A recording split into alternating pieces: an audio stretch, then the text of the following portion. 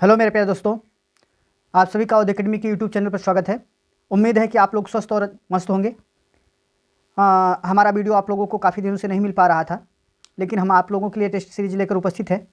तो लगभग आपको प्रतिदिन हमारा टेस्ट सीरीज मिलेगा और ख़ास तौर से हम ये टेस्ट सीरीज उन बच्चों के लिए लेकर आए हैं, जो उन साथियों के लिए लेकर आए हैं जो हमारे भाई बहन SSC GD की तैयारी कर रहे हैं। फाइनली वो चाहते हैं कि उनका SSC GD में इस बार सिलेक्शन हो, और आप लोगों के लिए एक गुड अपॉर्चुनिटी है, आप लोगों के लिए बहुत अच्छा मौका है SSC GD में आप अपने आप को सफल करने का, अपने आप को पाने का। क्योंकि SSC GD में विगत कुछ बच्चों ने क्या हुआ कि शुरू में कुछ बच्चे नहीं अप्लाई किए थे, सोचे कि वैकेंसी कम है कौन अप्लाई करे, और लास्ट में वैकेंसियाँ बढ़ गई हैं और चांस भी अच्छा है, मौका भी बेहतर है।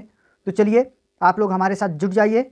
हम आप लोगों के लिए डेली नए पैटर्न पर आधारित आपका SSC GD का जो न्यू पैटर्न है 80 क्वेश्चंस का, इस पर आधारित हम डेली टेस्ट सीरीज आपको डेली एक टेस्ट सीरीज कराएंगे। और इस टेस्ट सीरीज में आपको बस इतना करना है कि हमारे साथ अंत तक बने रहना है। इस टेस्ट सीरीज को अपने दोस्तों में शेयर करना है। आपको क्या पसंद आ रहा है, क्या नहीं पसंद आ रहा है। पसंद आ रहा है तो वीडियो को लाइक करिए, नहीं पसंद आ रहा है वीडियो को डिसलाइक कीजिए। लेकिन आपसे हमारी एक रिक्वेस्ट है कि आप कम से कम इतना तो जरूर हमें बताइएगा कि आपको क्या पसंद आया और क्या नहीं आया। तो चलिए हम बिना देर किए हम सेशन को अपने शुरू करते हैं, और उम्मीद है कि आप सभी लोग कापी कलम लेकर उपस्थित हो चुके हैं। जल्दी जल्दी जुड़ जाइए। हमारे जो भाई नहीं जुड़े हुए हैं हमारे साथ जुड़ जाएं जल्दी जल्दी फटाफट। तो चलिए, बहुत अच्छी बात। गुड इवनिंग भैया। हाँ बिल्कुल बिल्कुल, ठंडी बहुत बढ़ गई है भाई। तो ठंडी को देखते हुए आप अपने बिस्तर में ही रहिए, बैठे रहिए, ठीक से अपने आप को व्यवस्थित रखिए, अपने आप को सुरक्षित रखिए, और साथ ही साथ पढ़ाई में जुट जाइए। क्योंकि ये बहुत बढ़िया मौका है आपको अपने आप को कुछ अच्छा कर दिखाने का। क्योंकि मन में जज्बा होना बहुत बड़ी बात है, और जज्बे को करने के लिए आपको कर्म करना पड़ेगा, और कर्म सबसे बड़ी चीज़ है कि जो आपको सफलता की तरफ लेकर जाता है। तो चलिए हम अपने सेशन को शुरू करते हैं बिना समय को गंवाए हुए। और सबसे पहले आपके लिए हमने टेस्ट लगाया हुआ है सामान्य बुद्धि एवं तर्क शक्ति अर्थात रीजनिंग का। तो रीजनिंग का आपका स्क्रीन पे पहला क्वेश्चन है, किसी कूट भाषा में ADG को ZWT लिखा जाता है, तो उसी कूट भाषा में BEH को किस प्रकार लिखा जाएगा। ऑप्शन है A VYS, B YVS, और C PQR, और D SVY। फटाफट बताइए। बहुत अच्छे, रिप्लाई आना शुरू हो गया है। गुड, बिल्कुल, बहुत अच्छी, गुड, नाइस, वेरी नाइस, ठीक भैया, बहुत अच्छी बात। देखो जिन दोस्तों को नहीं आ रहा है या जो है, देखो भैया ये वैसे आपका कोड डिकोड का चैप्टर से है, और आप लोग अच्छी तरह से जानते होंगे। आपको अगर वित्ताक्षर याद होगा तो आप वित्ताक्षर याद कर लीजिए, नहीं याद है तो भी थोड़ा सा आपको स्ट्रगल करना पड़ जाएगा, आपको मिल जाएगा। अगर जिन लोगों को नहीं याद है हम आपको बता देते हैं। जैसे आप सिंपल सा किसी भी चीज़ का अगर आपको वित्ताक्षर निकालना है, तो ये देखिए यहाँ पर अपोजिट वर्ड लिखा गया है। अपोजिट वर्ड जैसे आपके इंग्लिश अल्फ़ाबेट में अर्धांश होते हैं 2, ठीक है। पहला अर्धांश होता है A से M तक, हम लिख दे रहे हैं A B C D E F G H I J K L M। ये आपका पहला अर्धांश है, ठीक है। इसके नीचे अपोजिट हम लिख दे रहे हैं भैया N O P Q R S T U V W X Y Z, ठीक है। A से Z तक आपके अल्फ़ाबेट हैं। आपका A से लेकर M तक ये आपका फर्स्ट अर्धांश आता है, दूसरा N से लेकर Z तक द्वितीय अर्धांश आता है। अभी आप लोग कहोगे कि सर ने अपोजिट क्यों लिखा, तो देखो भैया हमने अपोजिट इसलिए लिखा कि इसमें हर एक के नीचे उसका अपोजिट वर्ड है, ठीक है। आपको नहीं पता है, जैसे A का अपोजिट वर्ड Z होता है, B का Y होता है, C का X होता है, D का W, E का V, F का U, G का T, H का S, I का R, J का Q, K का P, L का O, और M का N होता है। हर अपोजिट वर्ड के नीचे उसका अपोजिट वर्ड लिखा है। अगर आपको नहीं पता है तो इंग्लिश अल्फ़ाबेट में 26 अक्षर होते हैं, 26 अक्षर होते हैं। इन 26 अक्षरों में A से Z तक सारे अल्फ़ाबेट आ जाते हैं। लेकिन अगर आपको किसी भी वर्ड का अपोजिट वर्ड ज्ञात करना है तो आप 27 में से उस वर्ड की वैल्यू को माइनस कर दीजिए। जैसे सबकी वैल्यू है A की 1, B का 2, C का 3, D का 4, E 5, C 6, G 7, H 8, I 9, J 10, K 11, L 12, M 13, N 14, O 15, P 16, Q 17, R 18, S 19, T 20, U 21, V 22, W 23, X 24, Y 25 और Z 26। इसमें जिस भी वर्ड का आपको अपोजिट ज्ञात करना है, आप 27 में उसकी वैल्यू को घटा दीजिए। जैसे हमें I का अपोजिट ज्ञात करना है, 27 में आप 9 माइनस कर दीजिए, भैया हो गया 18 मतलब R। किसी भी वर्ड को अपोजिट ज्ञात करना है तो आप ऐसे भी याद करते थे। नहीं तो मेरा एक शब्द है जैसे AZ आज, BY बाई, CX 6, DW ड्यू या दूध वाला, ईवी इवनिंग, यू या few few, GT GT road, Sher Shah Suri ने बनवाया था ना जीटी रोड को, GT road, HS high school, IR Indian railway ना, केपी, अरे आजकल तो बहुत सारे लोग गुटखा खाते हैं भाई, यूं फाड़ा और यूं डाल लिया, हाँ, केपी कमला पसंद, येलो लो यमियन मन ना। तो अगर आप याद भी करना चाहे जैसे देखो ईवी का यू कैसे, यू फ्यू ड्यू सी एक्स बाई आज, यू फ्यू ड्यू सी एक्स बाई आज, GT road high school Indian railway, जेब कतरा केपी लोमन, जेब कतरा जे क्यू मतलब जेब कतरा केपी लोमन, आप ऐसे भी याद कर सकते हैं। तो ये तो हमने आपको अल्फाबेट बताया, लेकिन आप ध्यान दीजिए आपको सवाल करना है। देखिए यहाँ पर हम सवाल पर चलते हैं, और ए का ए डी जी को ZWT लिखा जाता है बाबू, ठीक है। ये देखो अगर आप पकड़ रहे हो, आपको नहीं पता तो आप नंबरिंग करके भी लगा सकते हो, अगर पकड़ में आ रहा है तो सिंपल ए का अपोजिट जेड होता है, डी का डब्ल्यू, जी का टी होता है। देखिए आपको हमने लिखा भी है, तो ए का जेड, डी का डब्ल्यू, जी का टी, ठीक है। यहाँ पर सारे के सारे अपोजिट वर्ड लिखे हैं, तो आपको बी ई एच का बताना है, ठीक है। बी का क्या होता है बाबू, वाई होता है, ई का V U B Y by, E V evening, H S high school, Y V S, आपका कौन सा ऑप्शन हो जाएगा, B is the right answer, confirm. चलो नेक्स्ट क्वेश्चन पे चलते हैं बाबू, आपका ये क्वेश्चन रहा दूसरा,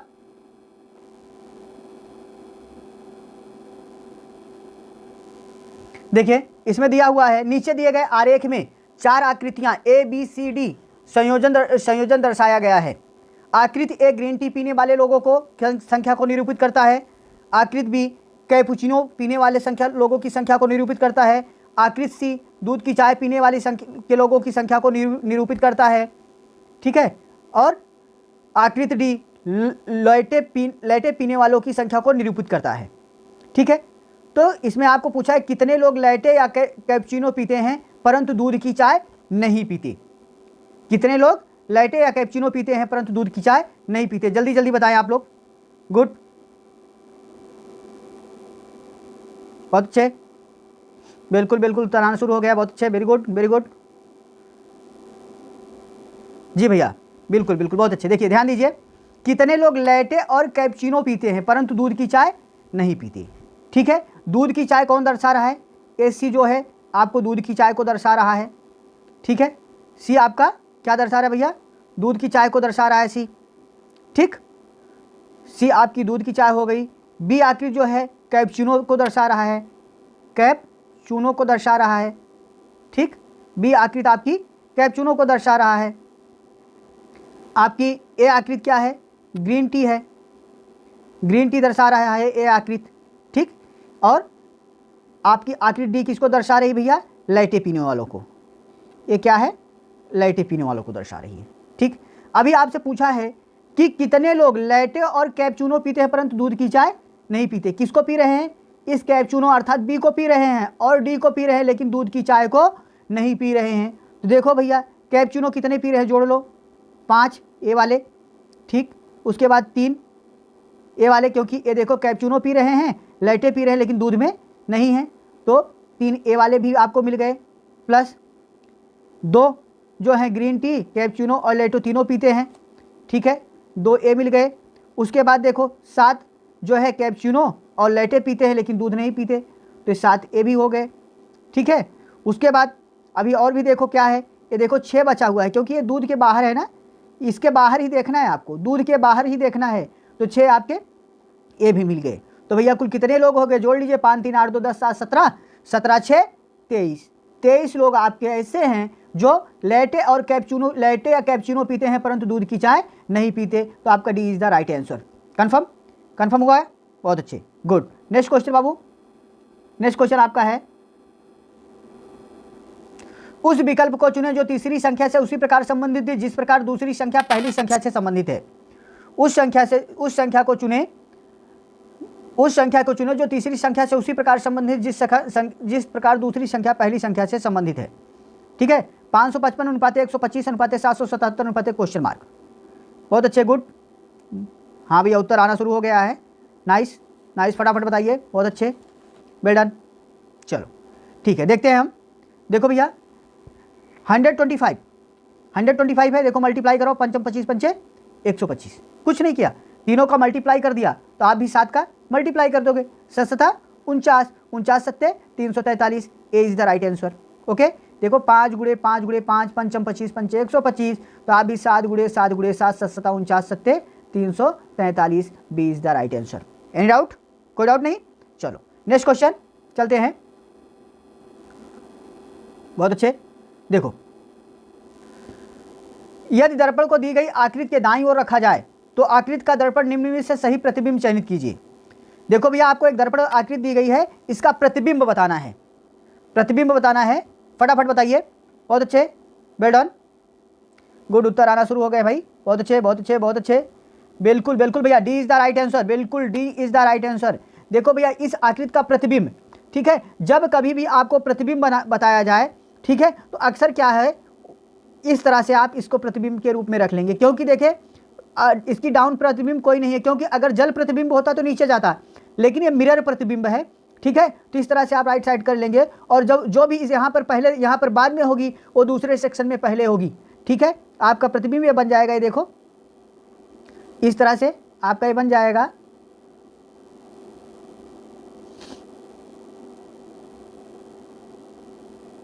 ये आपका ये प्रतिबिंब बन गया। अभी देखो यहाँ पर ये पॉइंट पहले है तो यहाँ पर ये इधर आ जाएगा, ठीक है, ये पॉइंट नीचे है तो ये यथास्थित आपका बना रहेगा, ठीक है, ये आपका सर्कल है,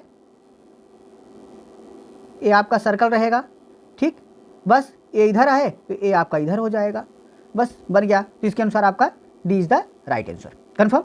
नेक्स्ट क्वेश्चन बाबू, 5 दोस्त राम, रहीम, राहुल, राकी और राज एक दीवार पर टेक लेकर बैठे हैं। ये सभी उत्तर की ओर मुख करके बैठे हैं। राम राज के दाएं से दूसरे स्थान पर बैठा है जो किसी भी सिरे पर नहीं बैठा है। राम और रहीम दोनों सिरे पर बैठे हैं, परंतु राहुल राम के बगल में नहीं बैठा है। राकी के बाईं ओर तीसरा कौन बैठा है? रॉकी के बाईं ओर तीसरा कौन बैठा है? जल्दी से बता दीजिए, सीटिंग अरेंजमेंट का क्वेश्चन है। गुड, बहुत अच्छे, चलो ठीक है, देखते हैं। 5 दोस्त हैं, राम रहीम राहुल, रॉकी और राज एक दीवार पर टेक लेकर बैठे हैं, सभी उत्तर की ओर मुख किए हुए हैं। राम राज के दाएं से दूसरे स्थान पर बैठा है जो किसी भी सिरे पर नहीं बैठा। राम और रहीम दोनों सिरे पर बैठे हैं, राहुल राम के बगल में नहीं बैठा। चलिए बैठा दीजिए, तो राकी के बगल में कौन बैठा? ठीक है, देखो ये दीवार सभी का मुख उत्तर की ओर, एक सीधी रेखा खींचिए और सबका मुख उत्तर की ओर है, ठीक है।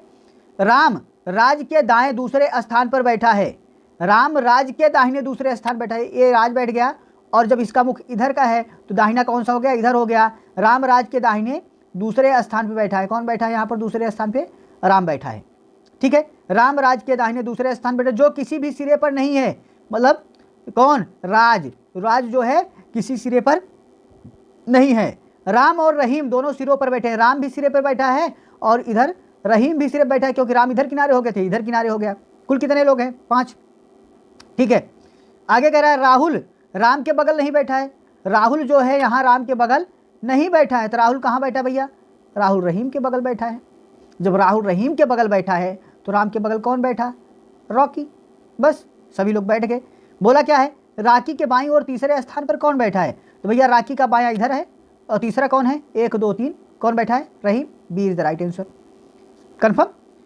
जिसका जिसका भी आया है जल्दी जल्दी, बहुत अच्छे, वेरी गुड, कमेंट आप लोगों का मिल रहा है, बहुत अच्छे, ठीक है भैया। हाँ बिल्कुल, इसी के साथ लगे रहो और अपने दोस्तों में शेयर सेशन कर दो, ज़्यादा से ज़्यादा लोग जुड़ जाएं, ज़्यादा से ज़्यादा लोग जुड़ जाएं, ज़्यादा से ज़्यादा लोग इसका फ़ायदा लें। चलिए बहुत अच्छी बात। नेक्स्ट क्वेश्चन आपका, जयंत की ओर इशारा करते हुए गीता ने कहा, वह राजवीर का इकलौता पुत्र है जिसकी 2 बहनें हैं और उनमें से एक अंशिका है। ध्रुव गीतम का भाई है, राजवीर गीतम का दादा है जो गीता की बेटी है। जयंत गीता से किस प्रकार संबंधित है? भाई, पति, बहन का पति और पिता। जल्दी जल्दी शुरू हो जाइए, बहुत अच्छे। ये आपका ब्लड रिलेशन का क्वेश्चन है, गुड, फटाफट उत्तर दीजिए, गुड, बिल्कुल बिल्कुल, रिप्लाई आना शुरू हो गया, बहुत अच्छे, very good, good good good, शाबाश, बहुत अच्छे भैया, बहुत अच्छे, वेरी गुड, नाइस, गुड। चलो देखो देखो, जिन भाइयों बहनों को नहीं आया ध्यान से जुट जाए। देखो भैया क्या कह रहा है, जयंत की ओर इशारा करते हुए गीता ने कहा, किसने कहा? गीता ने कहा, वह राजवीर का इकलौता पुत्र है। कौन? वह राजवीर का इकलौता पुत्र है। कौन है ये नहीं पता है, ठीक है। जयंत कौन है ये पता है भैया, जयंत, क्योंकि इशारा कहाँ हो रहा है, जयंत की ओर। कौन कर रहा है, गीता कर रही है, कह रही है वह राजवीर का इकलौता पुत्र है। भैया देखो ये है राजवीर, हमेशा देखो बेटा बेटी नीचे चलते हैं। राजवीर का इकलौता पुत्र कौन है, जयंत है। वह राजवीर का इकलौता पुत्र है जिसकी 2 बहनें हैं। राजवीर का इकलौता पुत्र है जिसकी 2 बहनें हैं भैया, एक बहन और एक बहन, चलो हम इधर चला देते हैं। इसकी कौन सी हैं, 2 बहनें हैं। इकलौता पुत्र है जिसकी 2 बहनें हैं। आगे कह रहा उनमें से एक अंशिका है। भैया एक बहन का नाम है अंशिका, उनमें से एक अंशिका है, उनमें से एक अंशिका है। ध्रुव गीतम का भाई है। अभी देखो रुक जाओ, थोड़ा सा यहाँ सस्पेंस कर दिया, किसका, ध्रुव जो है गीतम का भाई है। यहाँ तो किसी में ध्रुव और गीतम की बात ही नहीं करी। और आगे कहा है राजवीर गीतम का दादा है। भैया दादा क्या होगा, दादा कौन होता है, पिता का पिता ही तो दादा होता है, अर्थात जयंत का बेटा। जयंत का बेटा कौन है, देखो राजवीर कौन है, गीतम का दादा है। गीतम का दादा तब होगा जब इसके बाप का बाप होगा ना, तभी तो दादा होगा। तो भैया गीतम का दादा क्या है, जयंत है, और जयंत का पिता, गीतम का पिता कौन है, जयंत है, और जयंत का पिता कौन है, राजवीर है, तभी तो राजवीर गीतम का दादा हुआ। राजवीर गीतम का दादा है। और देखो यहाँ पर ध्रुव गीतम का भाई है। गीतम का भाई कौन है, ध्रुव है। ध्रुव जो है गीतम का भाई है, जो गीता की बेटी है। ध्रुव गीतम का भाई है जो गीता की बेटी है। तो भैया गीता की बेटी मतलब जयंत की पत्नी भी आ गई, तो इसकी बहन को हम इधर कर देते हैं। और यहाँ पर देखो डबल एरो जब लगा देंगे तो ये पति पत्नी का रिश्ता हो जाएगा। गीता महिला हो गई, ये पुरुष है, ये दोनों आपस में पति पत्नी हैं। ध्रुव जो है गीतम का भाई है, और जयंत ध्रुव जो गीता की बेटी है। ध्रुव गीतम का भाई है जो राजवीर गीतम का दादा है, जो कि गीता की बेटी है। कौन है, गीता की बेटी कौन है भैया, गीतम है। गीतम जो है जो गीता की बेटी है, तो गीता की बेटी कौन हो गई, गीतम हो गई, और ध्रुव गीतम का भाई हो गया। कह रहा है जयंत गीता से किस प्रकार संबंधित है, तो जयंत जो है गीता से किस प्रकार संबंधित है, तो भैया रिश्ता स्पष्ट हो गया, पति पत्नी का रिश्ता है, इनमें पति पत्नी का रिश्ता है। तो कहा क्या है, जयंत जो है गीतम का कौन है, तो जयंत गीतम का पति है। B is the right answer. कोई डाउट किसी को, बहुत अच्छे, वेरी गुड। नेक्स्ट, दिए गए कथनों और निष्कर्षों को ध्यानपूर्वक पढ़ें। कथनों में दी गई जानकारी को सत्य मानते हुए विचार करें, भले ही वह सामान्य ज्ञान तथ्यों से भिन्न प्रतीत होती हो, और बताएं कि इनमें से कौन सा निष्कर्ष तर्कपूर्ण ढंग से कथनों का पालन करता है। ऑप्शन ए कथन है, फर्स्ट सभी घोड़े गधे हैं। कथन बी सभी बंदर गधे हैं। निष्कर्ष है भैया कुछ घोड़े बंदर हैं, बी कुछ बंदर घोड़े हैं। फटाफट आप निष्कर्ष बता दीजिए, बहुत अच्छे, लग जाओ यार मेरे प्यारे, लग जाओ भैया, लग जाओ, ये मौका नहीं आएगा दोबारा। एसएससी जीडी की हैट्रिक लगानी है भाई, एकदम बिंदास लग जाओ। बहुत अच्छे भाइयों से अच्छा तो बहनें परफॉर्म कर रही हैं, बहुत अच्छे, नाइस गुड़िया, गुड, बहुत अच्छे, गुड, बहुत अच्छे। चलिए अरे इन सब क्वेश्चनों को तो हवा में उड़ा दो भाई, हवा में उड़ा दो। चलो हम क्वेश्चन पे देखते। सभी घोड़े गधे हैं, देखो हमने बताया था ना सभी के लिए बड़ा सा सर्कल बनता है। देखो सभी घोड़े गधे हैं, एक बड़ा सा सर्कल बना दिए। ये क्या हैं, ये गधे हैं। कौन, घोड़े को छोटा हो जाएगा ना, क्योंकि सभी घोड़े जितने हैं ये सब के सब गधे हैं। आगे भी कहा है सभी बंदर गधे हैं, भैया बंदर इसमें ही आ जाएंगे, सभी बंदर गधे हैं, सभी बंदर भी गधे हैं। अब देखो इसमें एक डायग्राम और बन सकता है, सभी घोड़े गधे हैं, सभी बंदर गधे हैं, तो आपका इसका एक डायग्राम और बनेगा। जैसे देखो सब के सब, यहाँ पर जो सब के सब घोड़े हैं ये सब के सब गधे हैं, ठीक है। और एक सब का जो है इसी के बराबर ये भी बन जाएगा, मतलब एक ही सर्कल में घोड़े गधे सब तीनों आ जाएंगे, घोड़े बंदर और गधे, क्योंकि सब के सब बंदर भी तो गधे हैं, सभी घोड़े भी गधे हैं और सभी बंदर भी गधे। एक डायग्राम ये बन जाएगा। आपके दो डायग्राम बन जाएंगे, जैसे पूरा का पूरा यहाँ पर घोड़े गधे और बंदर तीनों एक ही के अंदर हो जाएंगे, ठीक है, तीनों के एक ही के अंदर हो जाएंगे, ठीक। तो अब देखो आपका निष्कर्ष क्या निकल रहा है, कुछ घोड़े बंदर हैं, कुछ घोड़े बंदर हैं। देखो कुछ घोड़े बंदर हैं, इसके बीच में आ रहे हैं नहीं भाई, यहाँ पर तो नहीं आ रहे हैं और यहाँ पर आ रहे हैं। एक रिजल्ट निकल रहा है निगेटिव, एक निकल रहा है पॉजिटिव। जब रिजल्ट एक निगेटिव हो और एक पॉजिटिव हो तो वहाँ पर हमारा रिजल्ट जो फाइनली आता है वो आउटपुट निकल कर आता है निगेटिव। ठीक। दूसरा, कुछ बंदर घोड़े हैं, कुछ बंदर घोड़े हैं, यहाँ पर देखो फिर निगेटिव, यहाँ पर पॉजिटिव, मतलब एक निगेटिव एक पॉजिटिव फिर निगेटिव। मतलब स्पष्ट है कि यहाँ पर आपका ऑप्शन ए हो जाएगा, ना तो एक और ना ही दो, दोनों पालन नहीं करती। कन्फर्म? कोई डाउट? चलो बहुत अच्छी बात। नेक्स्ट क्वेश्चन पर चलते हैं। उस विकल्प का चयन करें जो निम्नलिखित श्रेणी में प्रश्न चिन्ह के स्थान पर आता है। 2B, 4D, 7G, 12L, 19S, 30D, 43Q, question marks. Option है 60H, 60Z, 64S, 64X। फटाफट बताएं। बहुत अच्छे, गुड, वेल डन, बहुत अच्छे बहुत अच्छे बहुत अच्छे यार, शाबाश। ऐसे जी जान लगा के कर दो भैया, पक्का इस बार जीडी कोई नहीं रोक सकता। 101%, वेरी गुड वेरी गुड। चलो भाई, हम 100% गारंटी नहीं लेंगे, 75% हम आपको कह सकते हैं कि कोई नहीं रोक सकता, लेकिन 25% बाबू आपको करना है। अगर आप नहीं करोगे तो मैं क्या कर सकता हूँ? कुछ नहीं कर सकता। मैं तो खाली एक निमित्त मात्र हूँ, एक माध्यम मात्र हूँ जो आपको बता सकता हूँ कि कैसे क्या करना है। करना तो आपको है, लड़ाई आपकी है, लड़ना आपको है।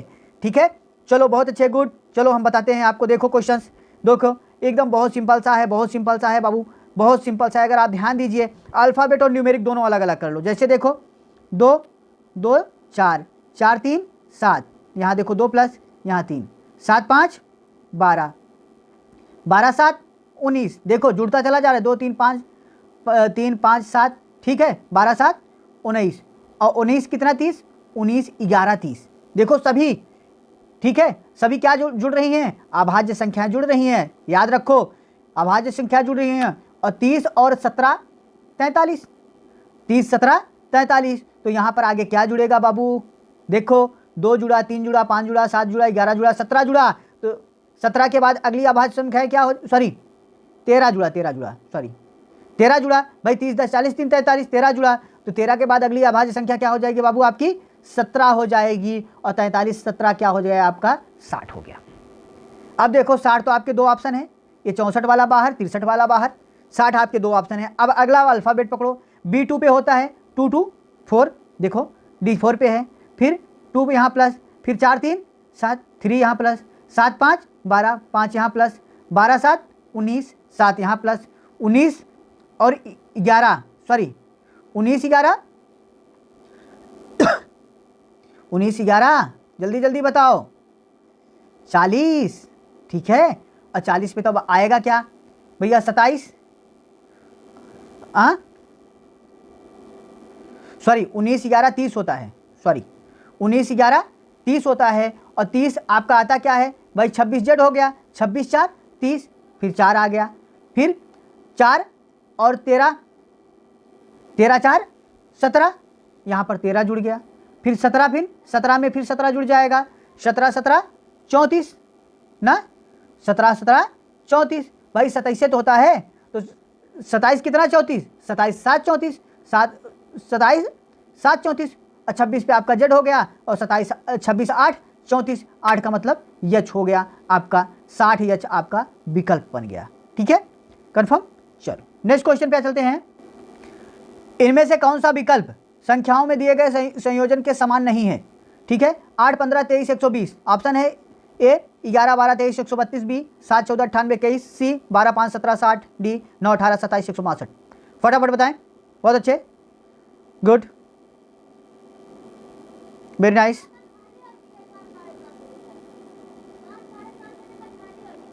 चलो ठीक है, फटाफट क्वेश्चन की तरफ चलते हैं। देखो होगा क्या, देखिए भैया, इसमें आप ध्यान दीजिए।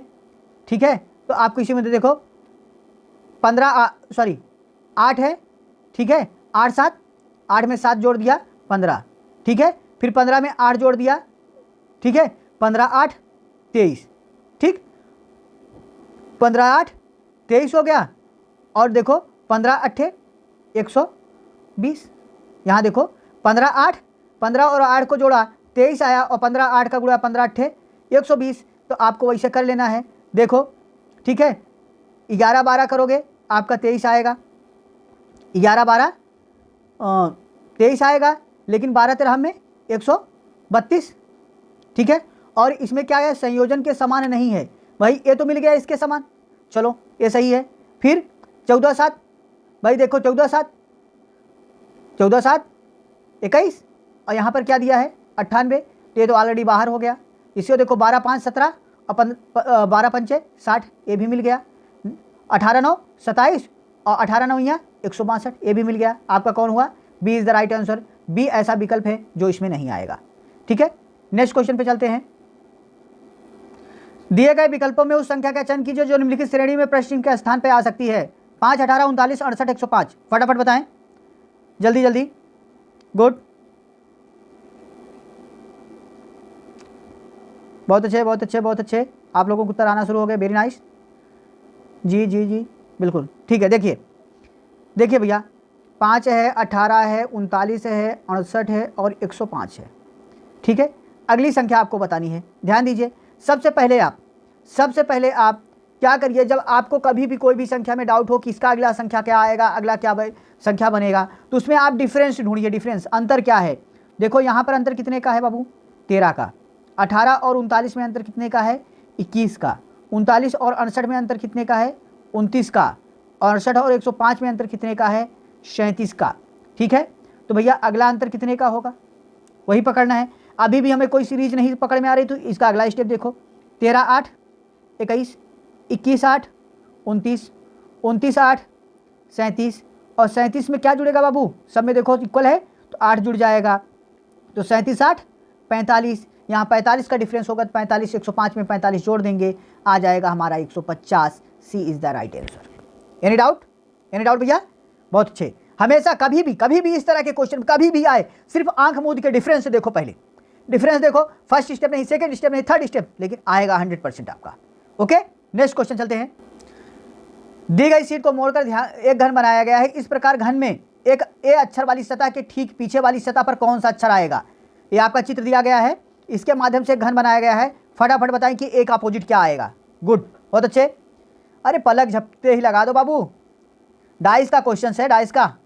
बहुत अच्छे, well done well done well done. देखो भैया, अगर आपको थोड़ा सा अपने दिमाग से पकड़ो, देखो हमेशा जस्ट बगल वाली जो सतह होती है वो कभी तुरंत आती नहीं। ठीक है, ए का अपोजिट आपका यहाँ पर आ जाएगा सी, बी का हो जाएगा बाबू डी और एफ का हो जाएगा आपका ई। आपसे पूछा क्या है, ए की अपोजिट सतह क्या आएगी? तो ए की अपोजिट सतह सी आएगी। आपका D is the right answer. Any doubt? Okay, बहुत अच्छे। Next question. उस वेन आरेख का चयन करें जो दिए गए वर्गों के बीच संबंध को सर्वोत्तम ढंग से निरूपित करता है। प्लास्टिक, पेपर, बैग, इसके आपको डाइस को निरूपित करना है, वेन आरेख को निरूपित करना है। वेन आरेख का क्वेश्चन है, फटाफट बताएं। बहुत थोड़ा सा टाइम देंगे इसके लिए। गुड, बहुत अच्छे, वेरी गुड। देखो भैया, बहुत अच्छे बहुत अच्छे। देखो जिनका उत्तर आ गया, बहुत अच्छी बात। देखो ध्यान दो, प्लास्टिक, पेपर, बैग। देखो प्लास्टिक, पेपर, बैग 3 चीजें हैं। ठीक है, पेपर भी प्लास्टिक का होता है और बैग भी प्लास्टिक की होती है ना।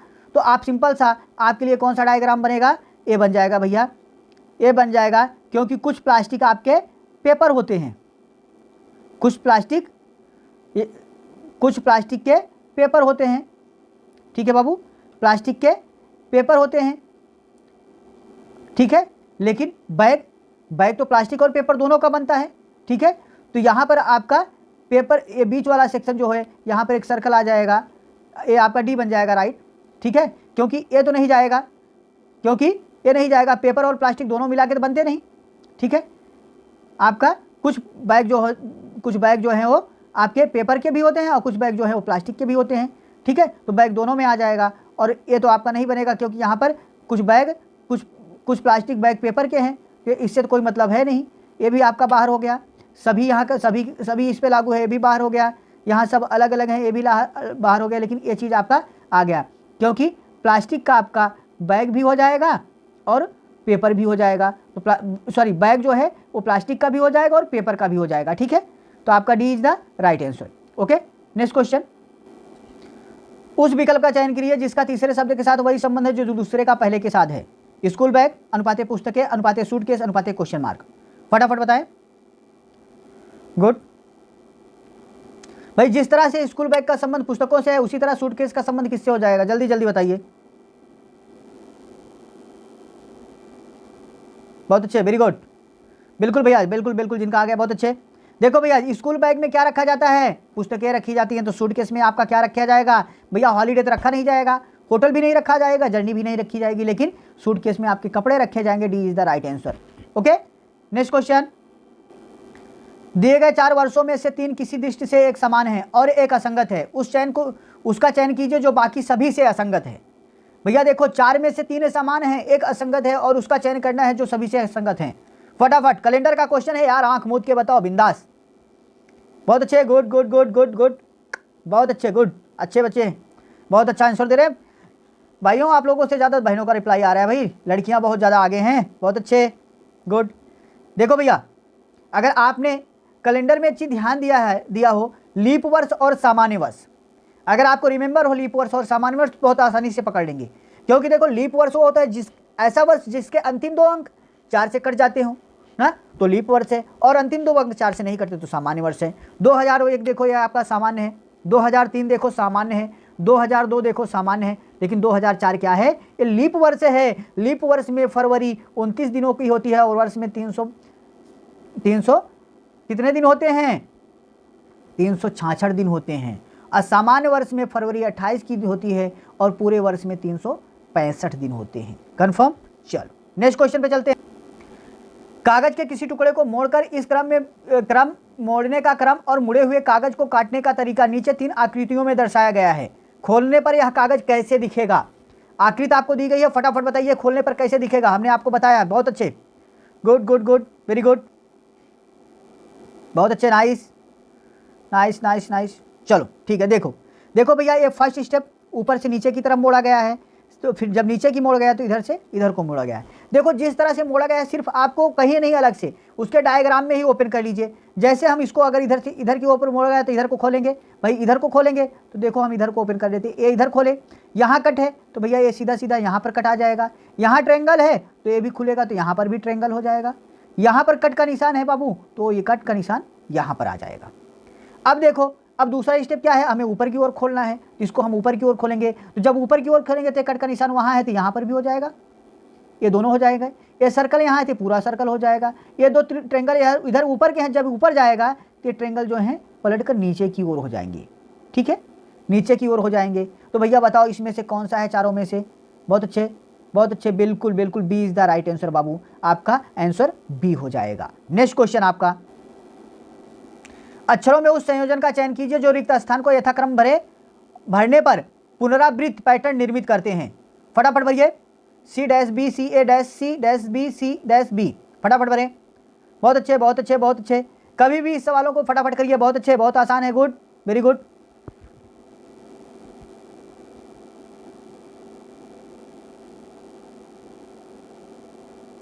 चलिए अगर देखिए भाई अब ध्यान दीजिए भरा कैसे जाएगा। जैसे देखो बी सी ए, सी के बाद क्या है बाबू? ए है, और सी के पहले क्या है आपका? बी है ना। सी के पहले ए और सी के बाद ए, सी के पहले बी। फिर देखो बी सी, सी के बाद क्या है? ए है। अब देखो बन गया भैया, देखो ध्यान से भरो, बी सी ए, बी सी ए, बी सी ए, बी सी ए। ठीक है, बी सी ए भरा, क्या गया बाबू? ए भरा गया, बी भरा गया, ए भरा गया, ए भरा गया। किस विकल्प में है आपका? ए बी डबल ए, आपका D, D is the right answer. इसको सिर्फ ऐसे पकड़ लो, किसके आगे क्या भरा गया, बस उसे सिंपल सा ऐसे पकड़ लो। ओके, नेक्स्ट क्वेश्चन पे चलते हैं।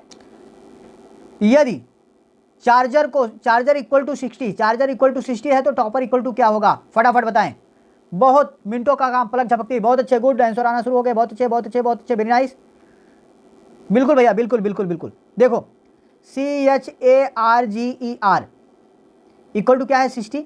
ये 60 आया कैसे? देखो C का 3, H8, A1, R18, G7, E5 और R18, इन सभी को जोड़ दिया बाबू, जोड़ देगा तो आपका आ जाएगा 60। ठीक है, उसी तरह आप टॉपर को जोड़ लीजिए, TOPPER, T for 20, O15, P16, P16, E5, R18 equal to जोड़ लीजिए भैया, सारा का सारा जोड़ेंगे तो आपका आ जाएगा 90 आ जाएगा, बिल्कुल, D is the right answer Babu. Okay, D is the right answer. चलो नेक्स्ट क्वेश्चन भैया, नीचे दिए गए पैटर्न को ध्यानपूर्वक अध्ययन करें और उस संख्या का चयन कीजिए जो तीसरी आकृति में प्रश्नवाचक चिन्ह के स्थान पर आ सकती है। ये जो आपका ग्राफ दिया गया है इसके अनुसार पे तीसरी क्या आ जाएगी? फटाफट बताइए, बहुत अच्छे, गुड गुड गुड गुड, बहुत अच्छे, बहुत सिंपल है बाबू, बहुत सिंपल है, बहुत सिंपल है। चलो ध्यान ध्यान दो, देखो अगर आपका दिमाग काम कर रहा है ध्यान दो। 12 3 12 3 15, 15 में 1 और 5 लिख दिया। 12 9 21, 21 में 2 और 1 लिख दिया भैया। तो 14 18, 14 18 22, 22 में 2 यहाँ लिखा, 2 यहाँ पर भी हो जाएगा। 14 18 22, दूसरे में भी आ जाएगा 2। B is the right answer. Confirm. चलो नेक्स्ट क्वेश्चन पे चलते हैं हम। कौन सा विकल्प निम्न आकृति श्रेणी में अगले स्थान पे आएगा, फटाफट बता दीजिए। बहुत अच्छे, आपका ग्राफिक्स दिया गया है, ग्राफ से है, श्रेणी सीरीज का है। Good, very good very good, बिल्कुल भैया, C is the right answer, C is the right answer. C आपका अगले स्थान पे आएगा। देखो इसका मूवमेंट हुआ है, ये यहाँ पर था, नीचे पलट गया बाबू, ठीक है। एरो यहाँ था, ऊपर चला गया, ट्रेंगल ऊपर था, नीचे चला आया, मतलब ऊपर की चीज़ें नीचे चली आई, ये इधर का मूव कर दे तो ऊपर चली गई। फिर देखो इसका अगले में मूवमेंट, ये लेफ्ट था, राइट चला गया, इधर का था तो उधर ब्लैक वाला हो गया हिस्सा। और आपका ये ट्रेंगल इधर था, मतलब गोला के पहले था तो गोला के बाद था तो गोला के पहले आ गया, लेकिन पलट गया। एरो ऊपर जा रहा था तो एरो का मूवमेंट लेफ्ट को हो गया। अभी आगे में देखो, एरो का मूवमेंट लेफ्ट है तो एरो का मूवमेंट डाउन हो जाएगा। ये दोनों चीज़ें नीचे थी तो अब क्या हो जाएंगी, पलटकर ऊपर वाले हिस्से में चली जाएंगी। जो राइट है वो लेफ्ट हो गया, जो अप है वो डाउन हो गया। तो उसी तरह से जब आपका अगला पलटेगा, एरो यहाँ है बाबू, एरो आपकी कहाँ चली आएगी, यहाँ को चली आएगी। एरो आपकी ये यहाँ को चली आएगी। देखो ऊपर सर्कल है, सर्कल अभी ऊपर ही रहेगा, क्योंकि देखो यहाँ पर नीचे अल्टा पलटी हुए हैं, तो यहाँ पर भी जो सर्कल लेफ्ट में है वो आपका इधर आ जाएगा, और काला वाला भाग जो उधर था वो इधर वाला हो जाएगा, ये हिस्सा आपका ब्लैक हो जाएगा। ट्रेंगल यहाँ है तो ट्रेंगल आपका यहाँ चला आएगा, लेकिन क्या है, ये नीचे है तो ये वाला भाग क्या हो जाएगा, पलटकर ऊपर हो जाएगा। तो आपका इस तरह से बन जाएगा सी। कंफर्म। ओके, नेक्स्ट क्वेश्चन पे चलते हैं। चलो भैया, ये रीजनिंग सेक्शन का आपका आखिरी क्वेश्चन है। एक निश्चित कूट भाषा में ए को 26, एक निश्चित कूट भाषा में ए को 26 और ओ को 12 लिखा जाता है, तो उसी कूट भाषा में अमेजोन को किस प्रकार लिखा जाएगा, फटाफट बताएं। बहुत अच्छे, गुड। अगर आपका दिमाग काम कर रहा होगा तुरंत पकड़ोगे, इतनी देर नहीं लगेगी आपको। Very nice.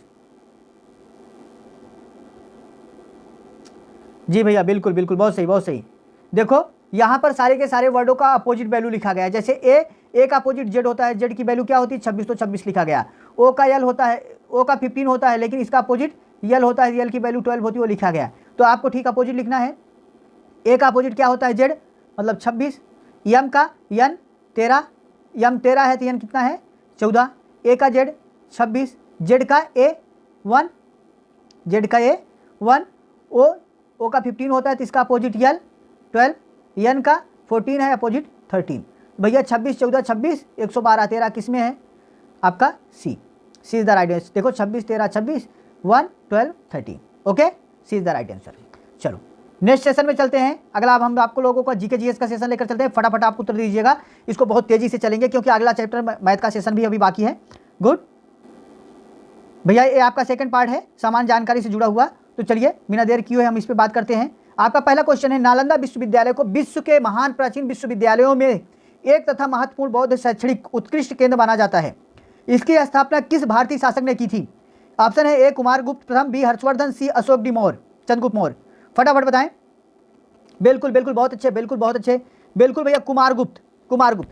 देखो नालंदा विश्वविद्यालय की बात कर रहे हैं तो हम आपको एक बता देना चाहते हैं, कुमारगुप्त का जो दूसरा नाम है वो है गोविंद गुप्त, गोविंद गुप्त, ठीक है। कुमारगुप्त को गोविंद गुप्त के नाम से भी जाना जाता है। नालंदा विश्वविद्यालय को विश्व के महान प्राचीन विश्वविद्यालयों में से एक महत्वपूर्ण बौद्ध शैक्षणिक उत्कृष्ट केंद्र माना जाता है।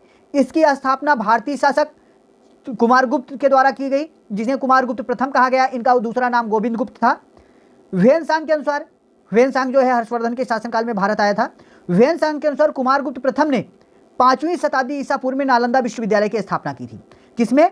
5वीं शताब्दी ईसा पूर्व में, शताब्दी ईसा पूर्व में नालंदा विश्वविद्यालय की स्थापना की थी। नालंदा विश्वविद्यालय को हर्षवर्धन और पाल वंश के शासकों को से सबसे ज्यादा मदद मिली है। नालंदा विश्वविद्यालय को हर्षवर्धन और पाल वंश के शासकों द्वारा सबसे ज्यादा मदद मिली है। हर्षवर्धन और पाल वंश के शासकों ने इनकी बहुत ज्यादा सहायता की थी। अब देखो ये जो आपका नालंदा विश्वविद्यालय है, इसको बख्तियार खिलजी ने 1199 से 1200 ईस्वी के आसपास लगभग, एक परफेक्ट जानकारी नहीं है, लगभग 1199 से 1200 ईस्वी के आसपास नालंदा विश्वविद्यालय ने विश्वविद्यालय को बख्तियार खिलजी ने ध्वस्त करवाया था। किसने? बख्तियार खिलजी ने ध्वस्त कराया था। ठीक है। और भारत का प्राचीन विश्वविद्यालय उस समय तक्षशिला विश्वविद्यालय हो गया था। ठीक। तक्षशिला विश्वविद्यालय की स्थापना, दूसरा जो तक्षशिला विश्वविद्यालय है, तक्षशिला विश्वविद्यालय की स्थापना 6 से 7वीं ईस्वी ईसा पूर्व में हुआ है। ठीक है, ईसा पूर्व में हुआ है। ठीक, उसमें हुआ है।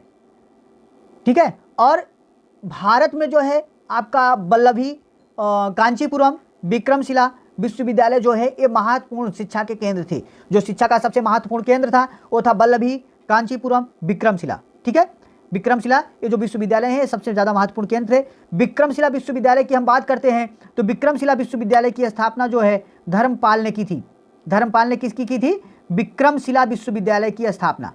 ठीक, विक्रमशिला विश्वविद्यालय की स्थापना धर्मपाल ने की थी। विक्रमशिला जो है वज्रयान बौद्ध संप्रदाय का सबसे प्रमुख केंद्र रहा है। ओके, नेक्स्ट क्वेश्चन पे चलते हैं। निम्न में से किसे संविधान सभा का सचिव नियुक्त किया गया था? भैया निम्न में से किसे संविधान सभा का सचिव नियुक्त किया गया था? HBR अयंगर, बी प्रेम बिहारी नारायण रायजादा, सी सर BN राव और डी YLN मुखर्जी। फटाफट बताएं किसको नियुक्त किया गया था? गुड गुड गुड, बहुत अच्छे बहुत अच्छे, बिल्कुल भैया, A is the right answer. A is the right answer. HBR Iyengar को, HBR अयंगर को संविधान सभा का सचिव नियुक्त किया गया था कैबिनेट मिशन योजना के तहत 1946 में। कब? 1946, 1946 में संविधान सभा का गठन हुआ था। संविधान सभा का गठन हुआ था। संविधान सभा की पहली बैठक 9 दिसंबर 1946 को हुई थी। 9 दिसंबर 1946 को हुई थी। और डॉक्टर सच्चिदानंद सिन्हा को अस्थायी अर्थात टेम्परेरी अस्थायी अध्यक्ष चुना गया था। संविधान सभा की जो सेकेंड बैठक है, जो द्वितीय बैठक है, वो हुई थी 11 दिसंबर 1946 को। 11 दिसंबर 1946 को दूसरी बैठक हुई और डॉक्टर राजेंद्र प्रसाद जी को, डॉक्टर राजेंद्र प्रसाद, ठीक है, डॉक्टर राजेंद्र प्रसाद को संविधान सभा का अस्थायी अध्यक्ष नियुक्त किया गया। ठीक है, अस्थायी अध्यक्ष नियुक्त किया गया था। और इस दौरान जो है प्रेम बिहारी नारायण जो थे रायजादा भारतीय संविधान सभा के प्रमुख सुलेखक थे अर्थात संविधान सभा की हस्तलिखित करने वाले, संविधान सभा को अपने हाथों से लिखने वाले जो प्रमुख मुखिया थे या जो प्रमुख व्यक्ति थे वो HBR अयंगर थे। ठीक है। सर BN राव ने संविधान सभा का जो सर BN राव हैं, इन्हें संविधान सभा का संवैधानिक सलाहकार, ठीक है, इनको संवैधानिक सलाहकार नियुक्त किया गया था। ओके, नेक्स्ट क्वेश्चन पे चलते हैं हम। निम्नलिखित में से कौन सा पद भारत के संविधान अनुच्छेद 76 के तहत संवैधानिक पद है? ए अतिरिक्त अस्थायी परामर्शदाता, बी अपर महाधिवक्ता, सी भारत के महाधिवक्ता, डी भारत के महान्यायाधीश। फटाफट बताएं। बहुत अच्छे, गुड, बिल्कुल भैया, बहुत अच्छे, बिल्कुल बिल्कुल बिल्कुल, D is the right answer बाबू, भारत के महान्यायाधीश। भारत के संविधान अनुच्छेद 76 के तहत संवैधानिक पद जो है भारत का के तहत एक संवैधानिक पद हो भारत के महान्यायवादी का है। अब भारत के महान्यायवादी की बात की जाती है तो भारत के महान्यायवादी भारत के संविधान अनुच्छेद 76 के तहत एक संवैधानिक पद का इसे दर्जा दिया गया है। महान्यायवादी जो है देश का सर्वोच्च विधिक अधिकारी होता है। विधि मतलब कानूनी अधिकारी होता है। इसे संसद के दोनों सदनों के कार्यवाही में शामिल होने का अधिकार प्राप्त होता है, लेकिन इसे मतदान करने का अधिकार बाबू नहीं प्राप्त होता। ठीक है। महान्यायवादी की नियुक्ति जो है संघीय मंत्रिपरिषद की सलाह पर राष्ट्रपति के द्वारा की जाती है। संघीय मंत्रिपरिषद की सलाह पर राष्ट्रपति के द्वारा की जाती है। भारत में 3 अधिकारियों को विधिक अधिकारी माना गया है। कितने हैं बाबू? 3 अधिकारी जो हैं ये विधिक अधिकारी हैं। एक है भारत का न्यायवादी, भारत का महान्यायवादी, दूसरा है भारत का महाधिवक्ता, भारत का महाधिवक्ता, ठीक है, और तीसरा जो सर्वोच्च अधिकारी है वो भारत का अपर महाधिवक्ता है, भारत का अपर महाधिवक्ता। ठीक, ये 3 जो हैं ये 3 भारत के विधिक अधिकारी हैं। ठीक है। और अनुच्छेद 165 फर्स्ट के अनुसार, अनुच्छेद 165 फर्स्ट के अनुसार प्रत्येक राज्य का राज्यपाल उच्च न्यायालय का न्यायाधीश बनने के योग्य योग्यता धारण करने के वाले किसी भी व्यक्ति को महाधिवक्ता नियुक्त कर सकता है। ठीक है, महाधिवक्ता नियुक्त कर सकता है। चलो नेक्स्ट, मनुष्यों के लिए शोर की सहन सीमा करीब करीब कितनी होती है? 125 डेसिमल, 85 डेसिमल, 110 डेसिमल और 174 डेसिमल। फटाफट बता दीजिए और साथ ही साथ अपने दोस्तों में शेयर कर दो बाबू।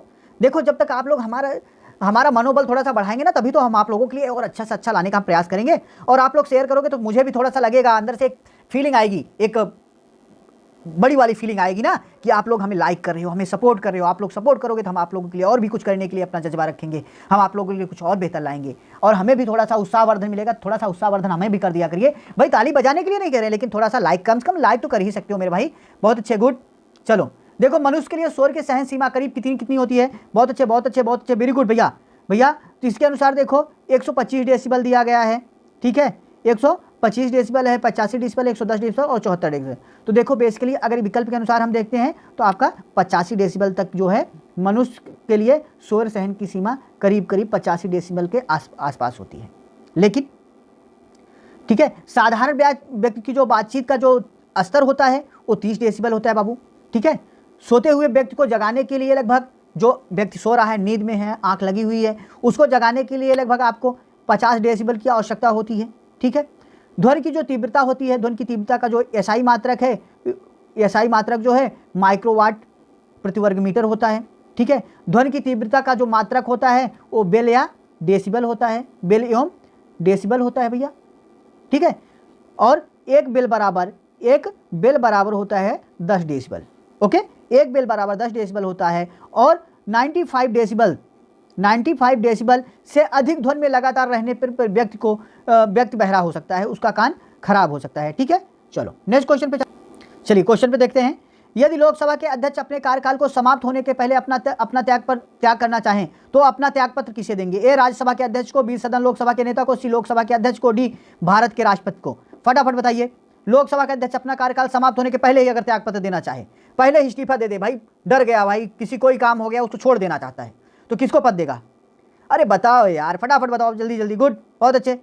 चलो देखो भैया, बिल्कुल बिल्कुल बिल्कुल, C is the right answer C, is is the right answer. देखो, लोकसभा का जो अध्यक्ष अपने कार्यकाल समाप्त होने के पहले ही छोड़ना चाहता है, ऊब गया है, परेशान हो गया है, अरे लो भैया हम छोड़ दे रहे हैं पद को, तो अपना इस्तीफा ले जाके उपसभा अध्यक्ष को ले जाके थमा देगा, भैया ले पकड़, हम छोड़ने जा रहे हैं, हमें पद नहीं चाहिए, वो पकड़ा देगा।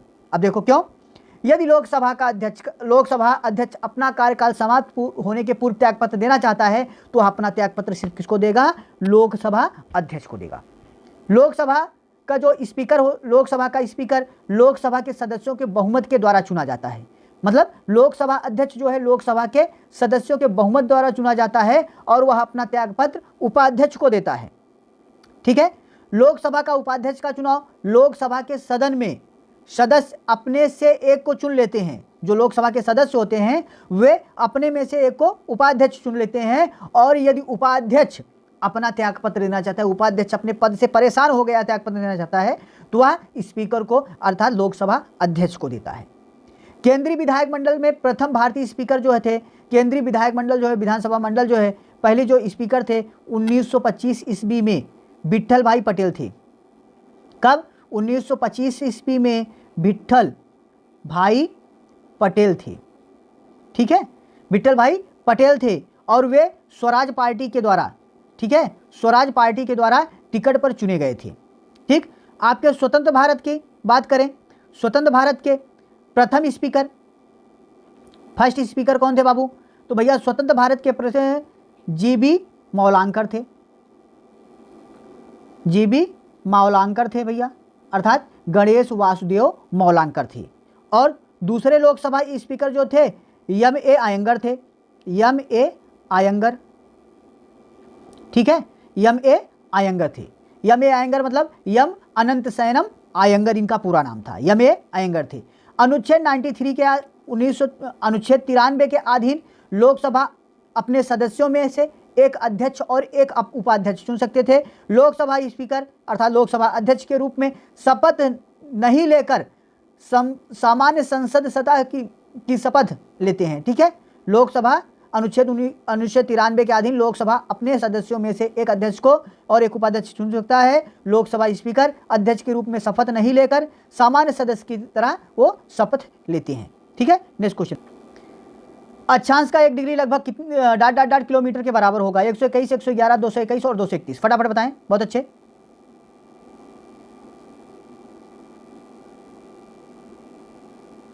बिल्कुल भैया, बिल्कुल बिल्कुल, बहुत अच्छी, बिल्कुल भैया, B is the right answer.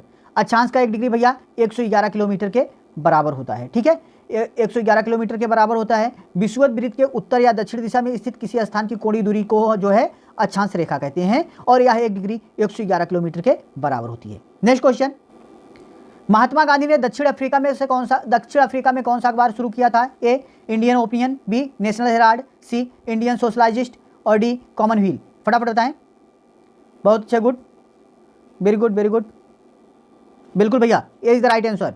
Mahatma Gandhi ji ने अफ्रीका में इंडियन ओपिनियन अखबार को शुरू किया था। इंडियन ओपिनियन का इसका जो पहला अंक है वह 4 जून 1903 को प्रकाशित हुआ था। कब हुआ था? 4 जून 1903 को प्रकाशित हुआ था। इसके जो संपादक थे वे थे मनसुखलाल नजर, ये इसके संपादक थे। ठीक है, गांधी जी ने सबनों आज्ञा आंदोलन में पहली बार दक्षिण अफ्रीका में इसकी शुरुआत की थी। हिंद स्वराज गांधी जी के द्वारा लिखी गई पुस्तक है। कौन सी? हिंद स्वराज गांधी जी द्वारा लिखी पुस्तक है और यह लिखी गई थी 1909 में। ठीक है, और कब? जब गांधी जी दक्षिण अफ्रीका से वापस लौटे थे। नेशनल हेराल्ड नामक समाचार पत्र की स्थापना, नेशनल हेराल्ड जो आपका दूसरा समाचार पत्र है, इसकी स्थापना जवाहरलाल नेहरू ने की थी। जवाहरलाल नेहरू ने किया था भैया, जवाहरलाल नेहरू जी ने इसकी स्थापना की थी 1938 ईस्वी में। ठीक है, और कॉमनवेल्थ जो है इसका संपादन जो है 1914 ईस्वी में 1914 ईस्वी में एनी बेसेंट ने इसका संपादन शुरू किया था। ठीक, चलो नेक्स्ट क्वेश्चन पे चलते हैं हम। विजयनगर साम्राज्य का प्रथम राजवंश कौन था? विजयनगर साम्राज्य का प्रथम राजवंश कौन था? ए, तुलुस, बी, सालू, सी, संगम और डी, अरविडू।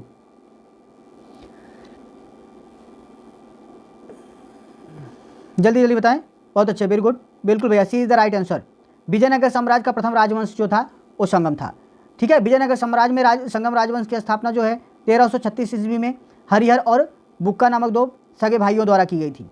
विजयनगर साम्राज्य की स्थापना हरिहर और बुक्का नामक 2 सगे भाइयों द्वारा 1336 ईस्वी में की गई थी। ठीक है, इसका जो राजवंशों का जो सीरियल है, सबसे पहले संगम था, दूसरा था सालू।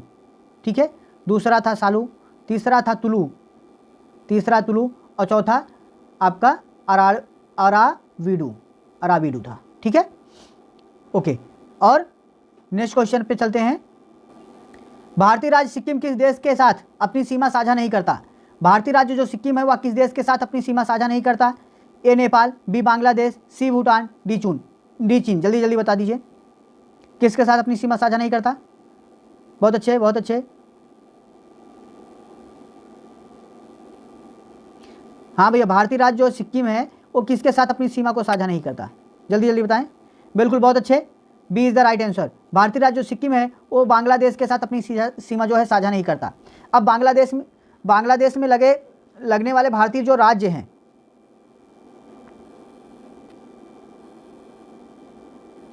बांग्लादेश में लगने वाले जो भारतीय राज्य हैं आपके, वे हैं पश्चिम बंगाल, असम, मेघालय, त्रिपुरा, मिजोरम। ठीक है, पश्चिम बंगाल, असम, मेघालय, त्रिपुरा और मिजोरम। सिक्किम से जब भैया कौन सा जुड़ा है? सिक्किम से आपका नेपाल है, चीन है, नेपाल है, सिक्किम से आपका नेपाल है, चीन है, भूटान है। ये तीनों की सीमा सिक्किम राज्य से आपकी लगती है। ठीक है, चलो नेक्स्ट क्वेश्चन पे चलते हैं हम। भैया इनमें से कौन सी पर्वत श्रृंखलाएं स्विट्जरलैंड में स्थित हैं? कौन सी पर्वत श्रृंखला स्विट्जरलैंड में स्थित है? ककेशक पर्वत चोटी, बी, यूराल, सी, पिरिनी और डी, आल्प्स। जल्दी बताएं, बहुत अच्छे, वेरी गुड, गुड, बिल्कुल भैया, D is the right answer, Alps पर्वत जो है स्विट्जरलैंड में स्थित है। ठीक है, यूरोप के नवीन पर्वतों में जो है आल्प्स और काकसेस जो है, आल्प्स और काकसेस। ठीक है, काकसेस जो है ये यूरोप के प्रमुख उसमें सम्मिलित है। ठीक है, इंग्लिश चैनल को फ्रांस और यूके को अलग करता है, अच्छी तरह से आप लोग जानते हैं। ठीक, तो चलो नेक्स्ट क्वेश्चन पे चलते हैं हम।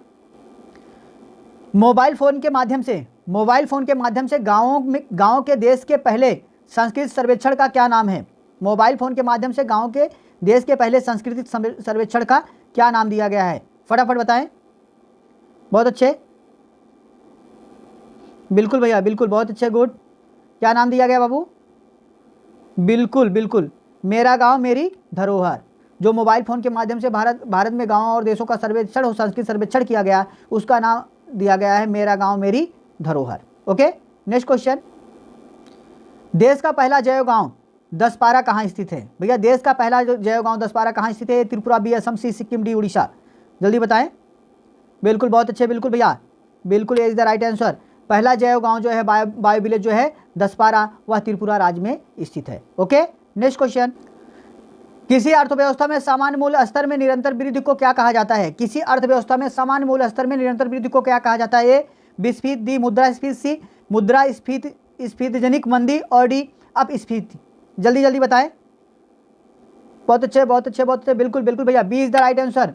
किसी अर्थव्यवस्था में सामान्य मूल्य स्तर में निरंतर वृद्धि को मुद्रास्फीति कहते हैं। ठीक है, मुद्रास्फीति कहा जाता है। मुद्रास्फीति का जो प्रभाव होता है वह उत्पादक वर्ग, इसके प्रभाव से उत्पादक वर्ग जैसे कृषक, उद्योगपति, व्यापारी, इनको लाभ होता है।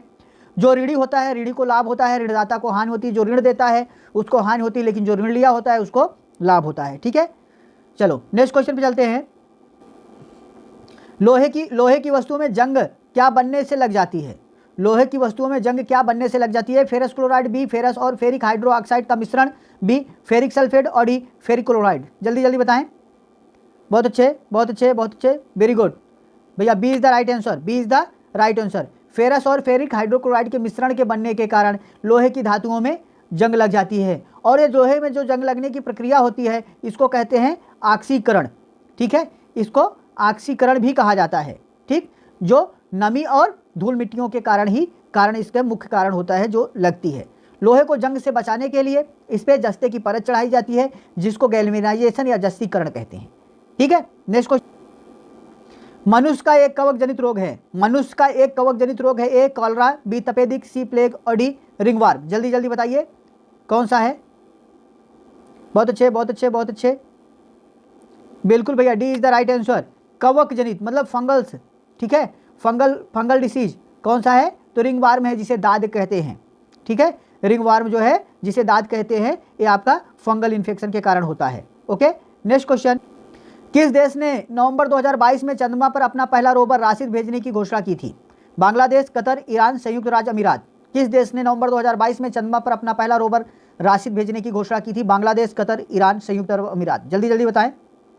बहुत अच्छे, बिल्कुल बिल्कुल, बहुत अच्छे, गुड भैया, D is the right answer. संयुक्त अरब अमीरात ने नवंबर 2022 में अपना जो पहला रोवर है, रोवर राशिद को भेजने की घोषणा की थी। 17वां प्रादेशिक भारतीय दिवस 2023 निम्नलिखित में से किस शहर में आयोजित किया जाएगा? 17वां भारतीय दिवस 2023 किस शहर में आयोजित किया जाएगा? ए नई दिल्ली, बी मुंबई, सी अहमदाबाद, डी इंदौर। जल्दी बताएं। बहुत अच्छे, वेरी गुड, बिल्कुल भैया, D is the right answer, Indore में। ठीक है, इंदौर में आयोजित। वायु में सल्फर डाइऑक्साइड द्वारा प्रदूषण का सूचक है। वायु में सल्फर डाइऑक्साइड द्वारा प्रदूषण का सूचक है। ए लाइकेन, बी फर्न, सी काली फफूंद और डी मांस। जल्दी बताएं। बिल्कुल बिल्कुल, बहुत अच्छे, बिल्कुल भैया, A is the right answer, lichen. वायु में सल्फर डाई द्वारा प्रदूषण का जो सूचक है वो है आपका लाइकेन। लाइकेन जो है प्रदूषण का सूचक है। लाइकेन कवक और शैवालों का सहजीवी होता है। ठीक है, वायु प्रदूषण का जो प्रमुख कारण है वो 10 माइक्रोन कण है। 10 माइक्रोन कण है। ठीक है, जो आपके औद्योगिक अवशिष्ट पदार्थों से भारी ठोस धातुओं के कण और कीटनाशकों के द्वारा उत्पन्न होते हैं। चलिए नेक्स्ट क्वेश्चन पर चलते हैं। विश्व पर्यावरण दिवस कब मनाया जाता है? विश्व पर्यावरण दिवस कब मनाया जाता है? 5 जून, 8 जून, 8 सितंबर, 10 नवंबर। फटाफट बताएं। बहुत अच्छे, बहुत अच्छे, गुड भैया, बिल्कुल। विश्व पर्यावरण दिवस जो है आपको 5 जून को मनाया जाता है। 5 जून को विश्व पर्यावरण दिवस मनाया जाता है। और 8 जून को जो है वो विश्व महासागर दिवस मनाया जाता है। विश्व महासागर दिवस। ठीक है, विश्व महासागर दिवस 8 जून को मनाया जाता है आपका। और 8 सितंबर को जानते हैं अंतर्राष्ट्रीय साक्षरता दिवस, अंतर्राष्ट्रीय साक्षरता दिवस, ठीक है। 8 सितंबर को अंतर्राष्ट्रीय साक्षरता दिवस मनाया जाता है यूनेस्को के द्वारा, ठीक है, यूनेस्को के द्वारा मनाया जाता है। और 10 नवंबर को शांति एवं विकास के लिए विश्व विज्ञान दिवस मनाया जाता है, विश्व विज्ञान दिवस, ठीक है। 10 नवंबर को शांति एवं विकास के लिए विश्व विज्ञान दिवस मनाया जाता है। नेक्स्ट क्वेश्चन, अवतल दर्पण में प्रतिबिंब किस स्थिति में आभासी एवं सीधा बनेगा? अवतल दर्पण में प्रतिबिंब किस स्थिति में आभासी सीधा बनेगा? जब वस्तु अवतल दर्पण के केंद्र पर हो, जब वस्तु अवतल दर्पण के केंद्र एवं फोकस के मध्य हो, जब वस्तु अनंत पर हो, जब वस्तु अवतल दर्पण के फोकस एवं ध्रुव के मध्य हो। फटाफट बताएं कब बनेगा। वेरी गुड, वेरी गुड, बिल्कुल भैया, D is the right answer. जब वस्तु अवतल दर्पण के फोकस एवं ध्रुव के मध्य होगी तब अवतल दर्पण का प्रतिबिंब आभासी एवं सीधा बनेगा। ओके, चलो अब चलते हैं। अगला जो हमारा सेशन है वो आपका मैथ का सेशन है, 20 क्वेश्चन को। तो फटाफट कॉपी कलम उठा लीजिए, फटाफट उत्तर दीजिएगा जल्दी जल्दी बिना देर किए हुए। आपका पहला क्वेश्चन आ गया है, एक वस्तु के क्रय मूल्य में 170% लाभ होता है। क्रय मूल्य पर 170% लाभ होता है। यदि क्रय मूल्य में 20% की वृद्धि होती है लेकिन विक्रय मूल्य समान रहता है तो नया लाभ प्रतिशत बताएं। 41, 50, 75, 125, फटाफट बता दीजिए। गुड, वेरी गुड, चलो बहुत अच्छी बात, बहुत अच्छे, बहुत अच्छे, बहुत अच्छे। देखो जिनको नहीं आया, देखो भैया, देखो एक वस्तु के क्रय मूल्य में 170% लाभ होता है, माना उसका क्रय मूल्य क्या है, 100 रुपये है, ठीक है। तो भैया इसमें जब विक्रय मूल्य क्या हो जाएगा, जब 170% का लाभ होगा तो 100 + 170 मतलब 270 रुपये इसका विक्रय मूल्य आ गया, ठीक है। भैया कह रहा है यदि क्रय मूल्य में 20% की वृद्धि होती है, मतलब जो हमारा एक क्रय मूल्य है इसमें 20% की वृद्धि होती है, अर्थात न्यू सीपी आपका नया क्रय मूल्य क्या हो जाता है, 20% की वृद्धि हुई, क्या हो गया, 120, ठीक है। 100 में 20 बढ़ा दिया भाई, 120 हो गया। लेकिन विक्रय मूल्य समान रहता है, अर्थात जो आपका सेलिंग प्राइस है वो आपका क्या रहता है, 270 ही रहता है। तो नया लाभ प्रतिशत क्या होगा? तो भैया पहले इसका लाभ निकाल लीजिए आप। लाभ निकालेंगे क्या करेंगे, 270 में से आप 120 को घटा देंगे, 0 7 में से 2 गया 5, 2 में से गया कितना मिला लाभ, 150 का।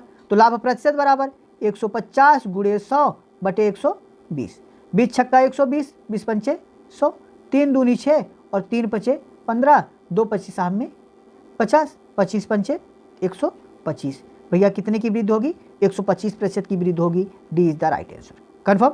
नेक्स्ट क्वेश्चन पे चलते हैं। चक्रवृद्धि ब्याज की किस वार्षिक दर पर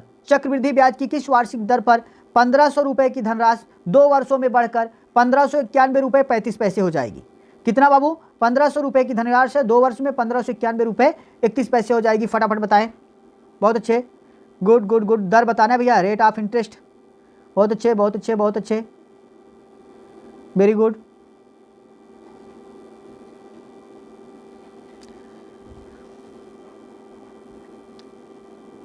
चलो भैया देखो, देखो जब आपको मूलधन पता हो, समय पता हो और मिश्र धन बढ़कर इतनी हो जाएगी, मतलब क्या है आपका मिश्र धन हो, ठीक है। तो भैया इसका फार्मूला होता है क्या, फार्मूला क्या होता है बाबू, मिश्र धन, ठीक है। मिश्र धन अपान मूलधन बराबर 100 + R/100 ठीक। तो आपका बाबू मिश्र धन कितना है, 1591.35 रुपये। मूलधन आपका है 1500 रुपये बराबर 100 + R/100 पावर t मतलब थी 2 वर्ष, ठीक है। अब आप सरल करेंगे, यहाँ दशमलव के बाद 2 अंक है, 2 अंक आप यहाँ बढ़ा दीजिए, काट पीट के छोटा कर लीजिए बाबू। काट पीट के अगर छोटा करना चाहते कर लीजिए, 5 तिहाई 15, 1 2 3 4, यहाँ पर भी काट दीजिए, 5 तिहाई 15, 5 एकम 5 4 9, ठीक है। 5 8 40, 1 41, 5 दूनी 10, 3 13 और 5 7 35, ठीक। और काटिए, 3 एकम 3, यहाँ पर भी काट दीजिए भैया, 3 एकम 3, 0 3 छंग 18, 0 3 9 27। तो आपका क्या हो गया, 100 + R/100 पावर 2 इक्वल टू 10,609/10,000, ठीक। अगर आपको याद हो 10,609 जो है हमारा 103 का वर्ग है और 10,000 हमारा 100 का वर्ग है, तो ये हमारा हो गया 100 + R/100 पावर 2 इक्वल टू 103/100 का स्क्वायर। भैया स्क्वायर से स्क्वायर समाप्त हो गया, ठीक है। स्क्वायर से स्क्वायर समाप्त हो गया, आपका 100 plus R upon 100 equal to 130/100। अब देखो ये बराबर पे राशियाँ कट जाती हैं, 100 से 100 आपका कट गया, बचा क्या 100 प्लस आर बराबर 103। तो बाबू आर बराबर 103 minus 100 equal to 3% rate of interest है। ओके, कितना है 3% है। D is the right answer, आपका डी सही विकल्प हो गया। ओके, चलो नेक्स्ट क्वेश्चन पे चलते हैं हम। 18 बड़ा ब्रैकेट 4 माइनस 3 करली bracket 6 minus small bracket 8 multiply by 1/2 और सारे ब्रैकेट्स क्लोज हो गए आपके। ठीक है, फटाफट जल्दी से इसको सरल कीजिए रूल्स ऑफ बाड मास फॉलो करके। गुड, बहुत अच्छे बहुत अच्छे बहुत अच्छे बहुत अच्छे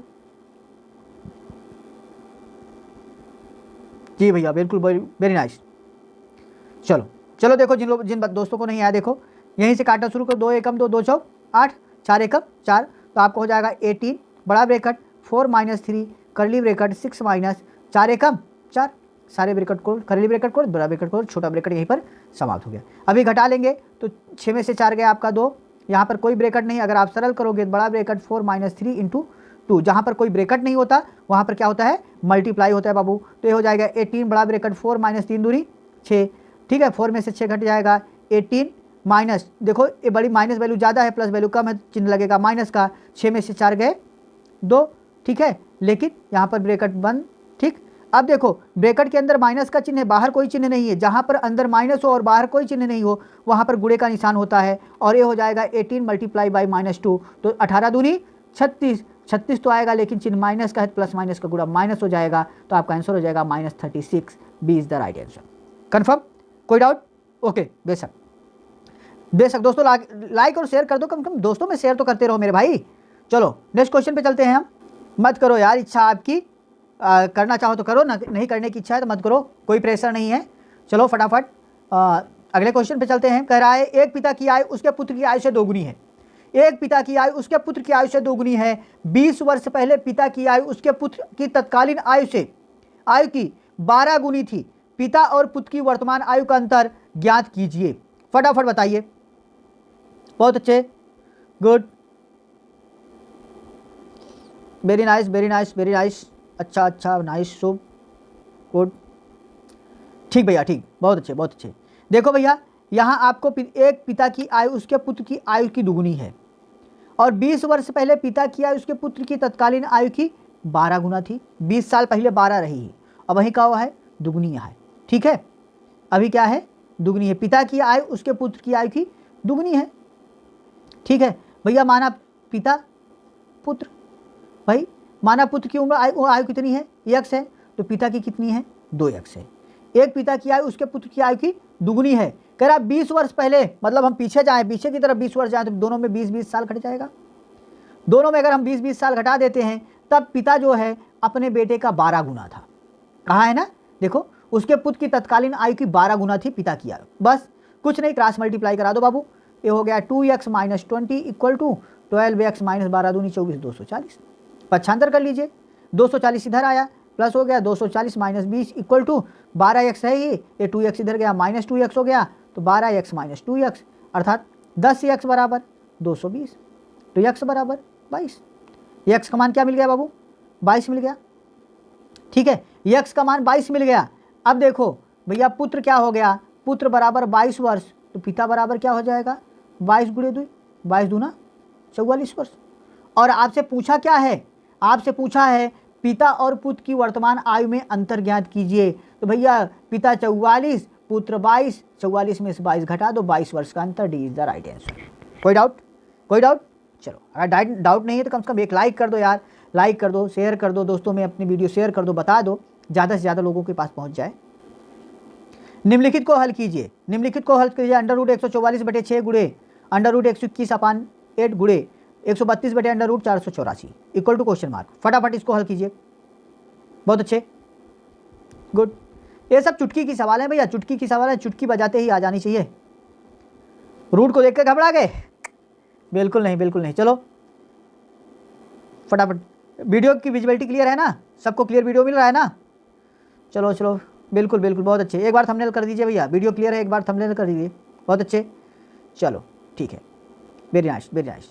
देखो भैया हम सरल करते हैं। देखो ये अंडर रूट 144, 144 किसका वर्गमूल है बाबू? 12 का, इसे लिख सकते 12/6 गुड़े 121 मतलब 11 का वर्गमूल है, 121 11/8 गुड़े 132/484 किसका है भैया?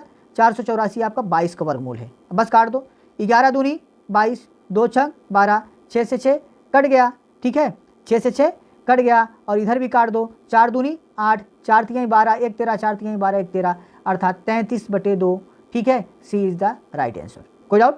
चलो नेक्स्ट क्वेश्चन पे चलते हैं हम।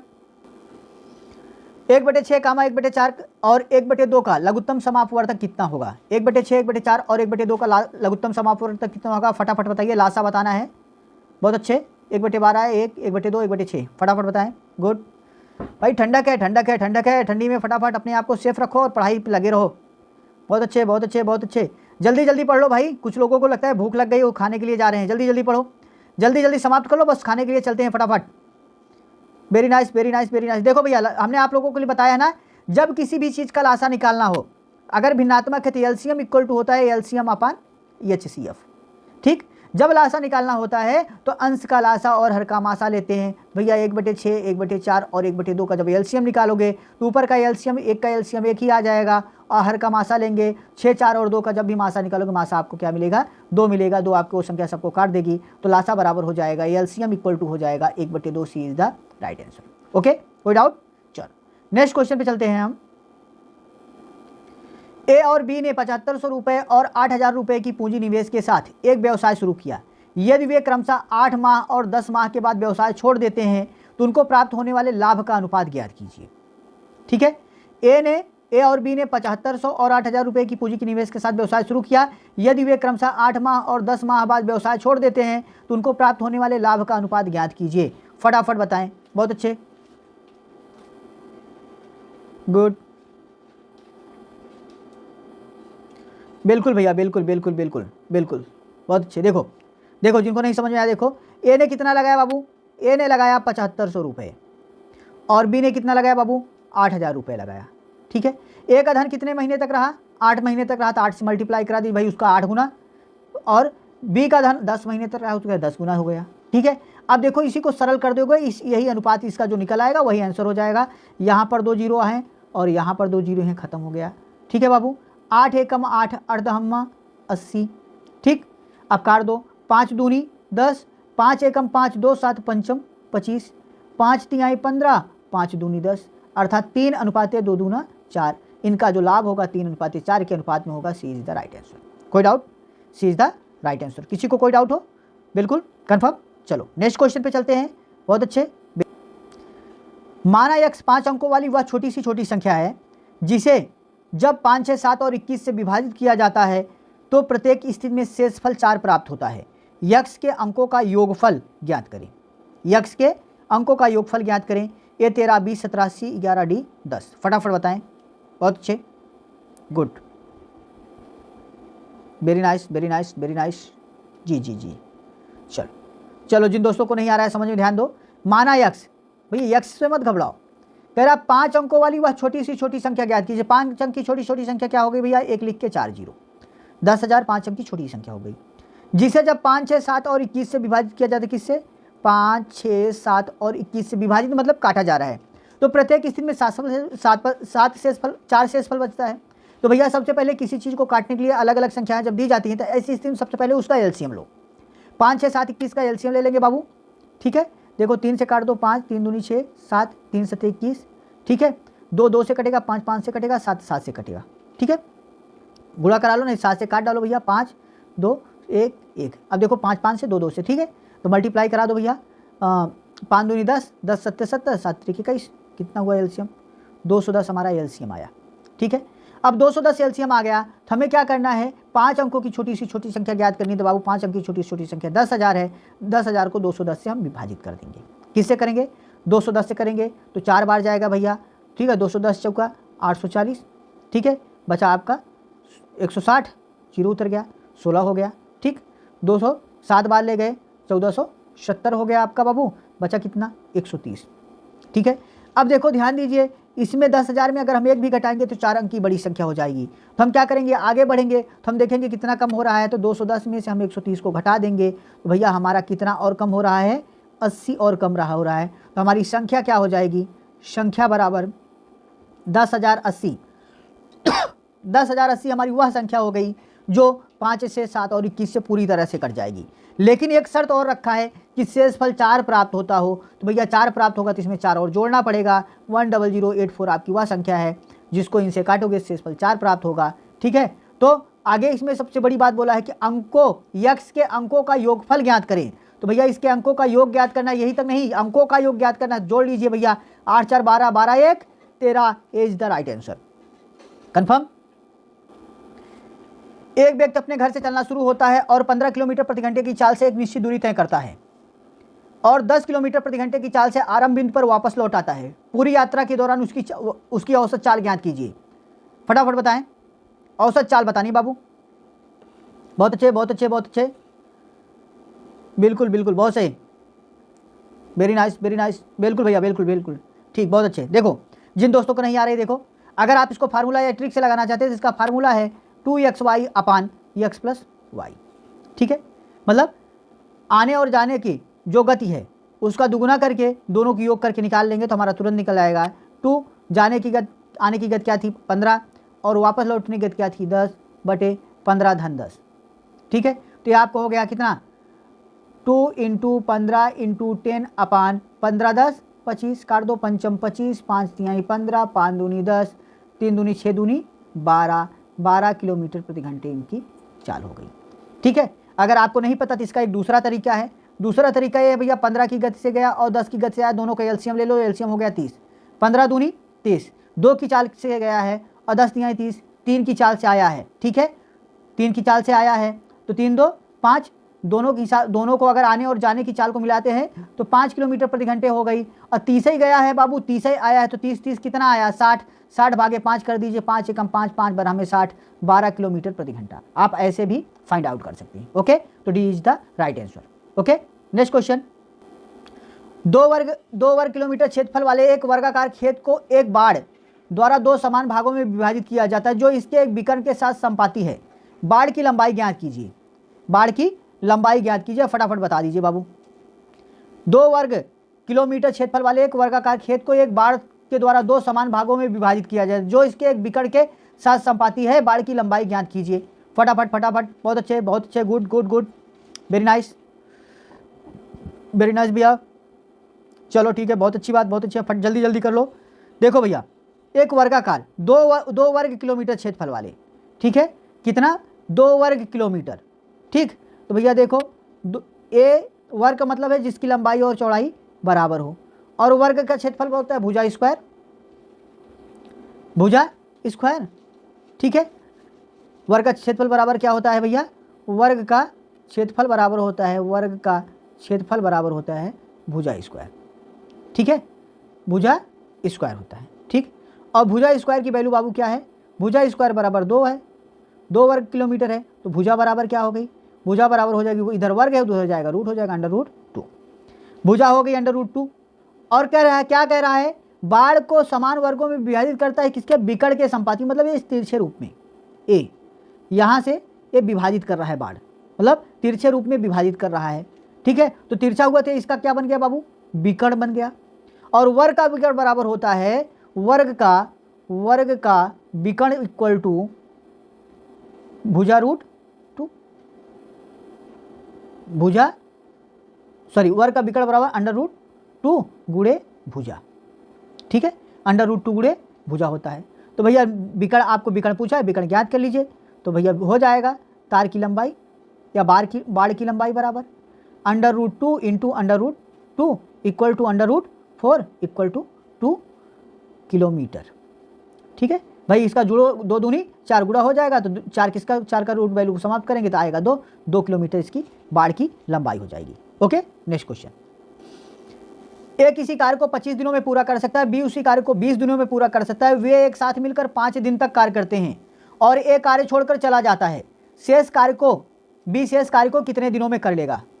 भैया देखो, ए 25 दिन में कर रहा है, बी 20 दिन में कर रहा है, बी उसी काम को 20 दिनों में कर रहा है। वे साथ मिलकर 5 दिनों तक काम किए, फिर छोड़ के चला गया। शेष कार्य बी कितने दिन में करेगा, फटाफट बता दीजिए जल्दी से। बहुत अच्छे, गुड गुड गुड। चलो ठीक है, देखो भैया कुछ मत करो, इसका सिंपल तरीका साधारण से देखो, 25 और 20 का पहले एलसीएम ले लो। इसका एलसीएम क्या हो गया बाबू 100। 25 अपने 25 की गति क्या है 25 चौका 100, एक दिन में 4 काम कर रहा है। 20 की गति क्या है 20 पंचे 100, 20 एक दिन में 5 काम कर रहा है। ठीक है, तो दोनों मिलकर एक दिन में कितना काम कर रहे हैं 5 4 9 काम कर रहे हैं।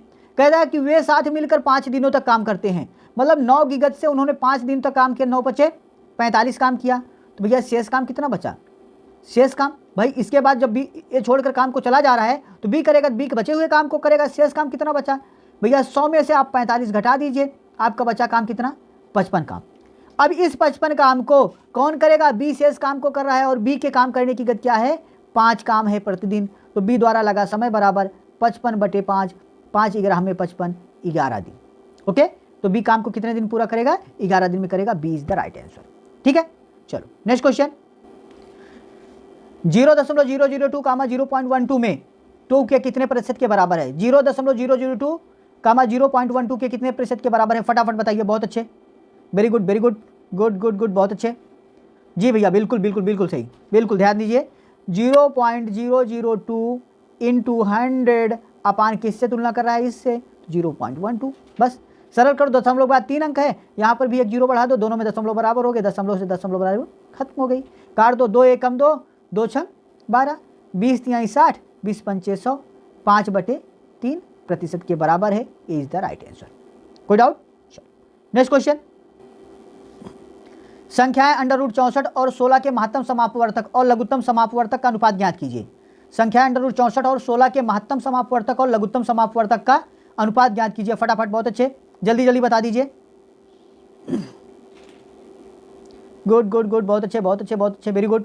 चलो देखो भैया, जिनको नहीं आया ध्यान दीजिए। √64, अंडर रूट से घबराते क्यों हो भाई, अंडर रूट से घबराओ मत। 64 किसका वर्गमूल है, 64 का वर्गमूल क्या होगा 8, 8 हटाई 64 होता है भाई। 64 को लिख सकते हैं 8 और दूसरी संख्या 16। इनका मासा और लासा लेना है, पहले लासा ले लो भैया, इनका लासा ले लोगे तो 8 से काटो, 8 एकम 8, 8 दूनी 16, 2 से कट जाएगा 1, तो इनका एलसीएम हो गया, एलसीएम बराबर हो गया 16। और दूसरा देखा मासा देख लो, एचसीएफ बराबर, भैया जब मासा निकालना होता है तो बड़ी संख्या को हमेशा छोटी संख्या से विभाजित करते हैं। 16 को विभाजित करेंगे 8 से, 8 दूनी 16, कट गया, तो भैया मासा क्या हो गया, मासा बराबर हो गया 8। तो भैया इनका अनुपात क्या है, किसका, मासा और लासा का। मासा की वैल्यू है 8 और लासा की वैल्यू है 16, तो 8 एकम 8, 8 दूनी 16, 1:2, 1:2। A is the right answer. Confirm, किसी को कोई डाउट? चलो बहुत अच्छी बात। Next question. संख्या 0.13 पर बार लगा हुआ है को P/Q के रूप में व्यक्त करने पर प्राप्त मान इनमें से किसके बराबर होगा। 0.13 बार रेखा कोष्ठक में है, P/Q मतलब भिन्नात्मक रूप में अगर इसको हम व्यक्त करें तो इनमें से किसके बराबर होगा, फटाफट बताएं। बहुत अच्छे बहुत अच्छे, ये सब आंख मूंद के बताने वाले क्वेश्चन है भैया, बहुत अच्छे। अगर आपने पढ़ा है तो तुरंत बताइए, बहुत अच्छे, वेरी गुड, बिल्कुल भैया, A is the right answer. देखो भैया, जिनके ऊपर बार लगा होता है ये रेखा कोष्ठक कहा जाता है। जिनके ऊपर बार लगा होता है हमेशा उन संख्याओं को दशमलव के बाद जिनके ऊपर बार लगा दो, सीधा उनका बटे जितनी संख्या होती है दशमलव के बाद उतना बटे 9 कर देते हैं। ठीक है, तो लिखे जाएगा 13/9। ठीक है, अगर 3 संख्याएं हैं, अगर यहीं लिखा गया होता 0.129 और यहाँ बार लगा दिया गया होता तो इसे लिख सकते 129/999। कन्फर्म, तो आपका A is the right answer. Okay, next question. एक दुकानदार ने 2,50,000 की एक धनराशि को अपने 3 पुत्रों के बीच विभाजित बीज क्रमशः 30%, 45% और 25% के अनुपात में वितरित करता है। प्रत्येक पुत्र को विरासत में कितनी धनराशि मिली, प्रत्येक पुत्र को विरासत में कितनी धनराशि मिली, फटाफट बता दीजिए भैया। बहुत अच्छे, गुड गुड गुड, बहुत अच्छे, very nice very nice very nice, बहुत अच्छे, पढ़ रहे हो भाई, पढ़ रहे हो, बहुत अच्छी बात है। ऐसे लगे रहो बाबू, ऐसे लगे रहो, हैट्रिक मारोगे, हैट्रिक पक्की है, इस बार जीडी पार कर देना है। बहुत अच्छे, वेरी गुड, बिल्कुल भैया, D is the right answer. देखो जिन भाइयों को नहीं आया ध्यान दो, भाई और बहनों जिनको नहीं आया, देखो 2,50,000 है बाबू। ठीक है, 2,50,000 है, पहले को उसने दिया 30%, इसका 30% दिया, निकाल लो, 1 0 से 1 0, 1 0 से 1 0, 25 दिया 75 000, ये पहले को मिला बाबू।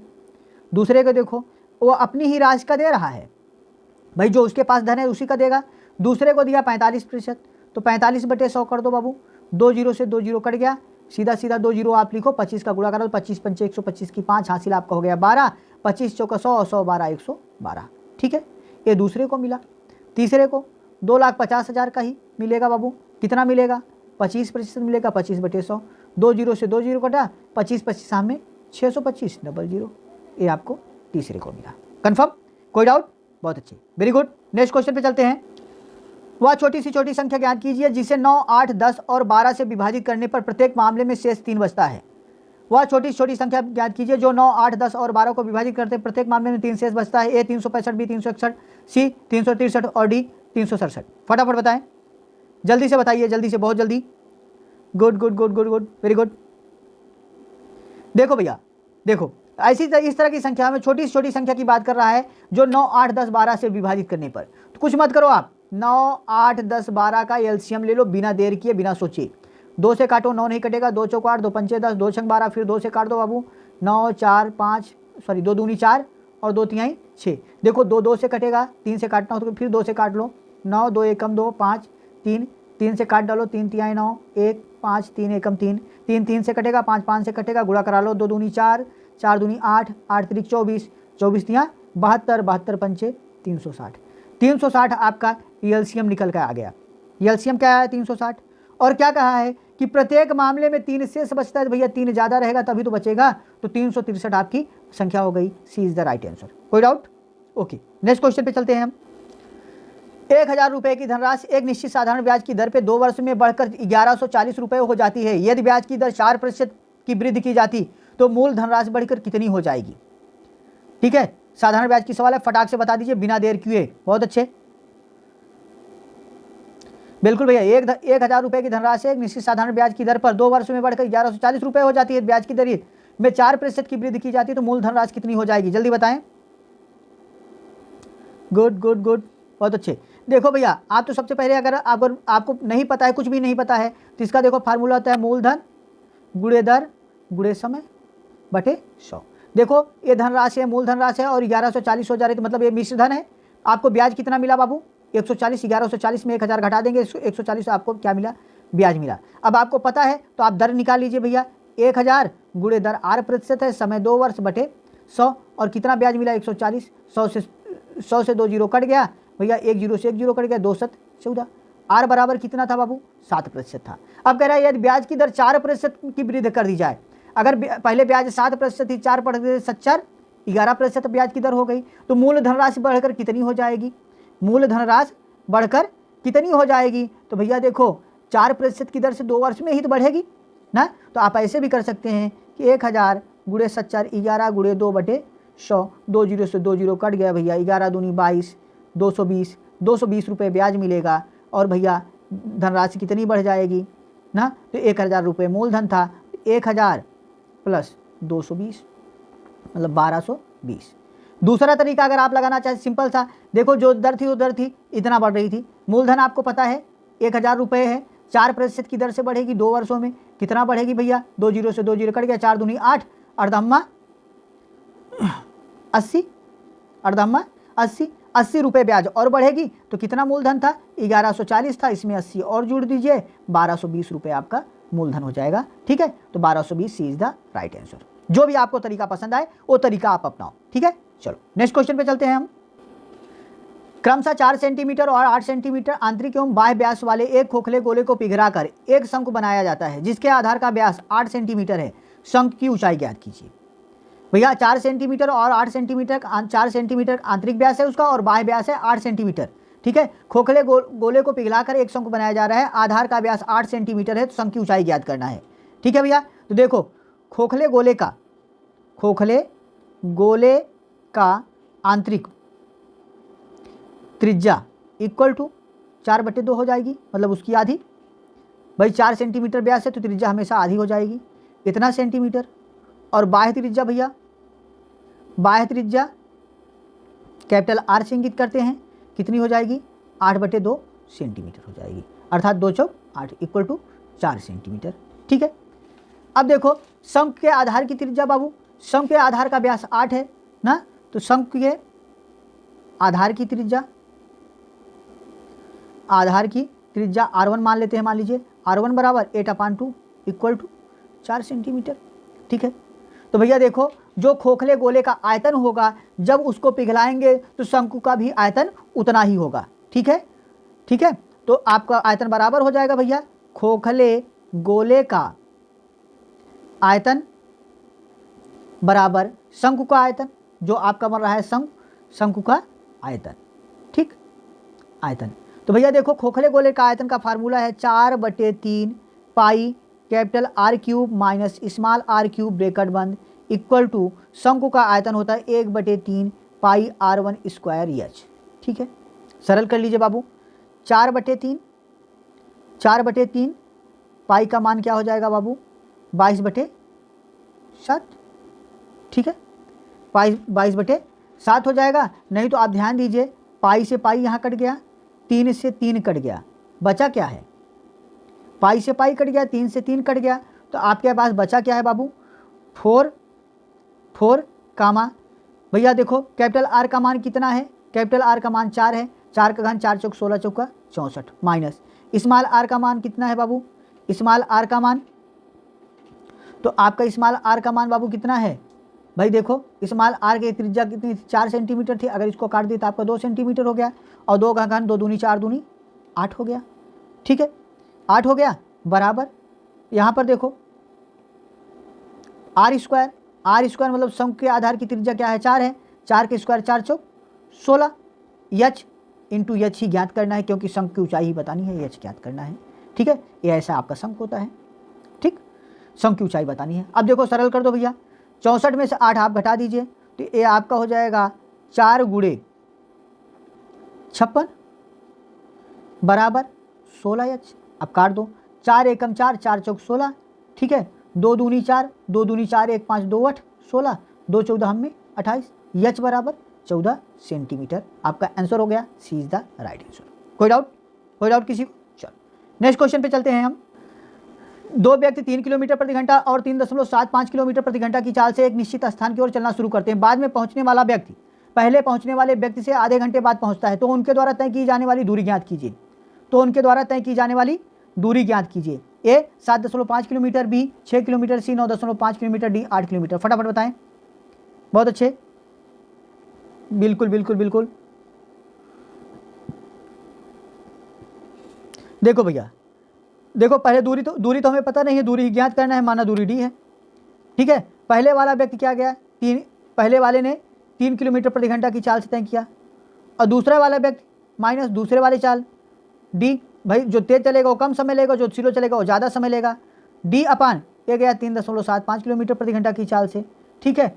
और क्या कहा है, पहुंचने के की चाल से एक निश्चित स्थान को चलना शुरू करते। बाद में पहुंचने वाला व्यक्ति पहले पहुंचने वाले व्यक्ति से आधे घंटे बाद पहुंचता है, मतलब इन दोनों के बीच जो अंतर है वो 1/2 घंटे का है। बस सरल कर लीजिए भैया, 3.75 है, इन दोनों का लासा लेंगे बाबू, ठीक है। अगर हम इसको लिखना चाहें तो यहाँ ऊपर 100 बटे इतना कर सकते हैं।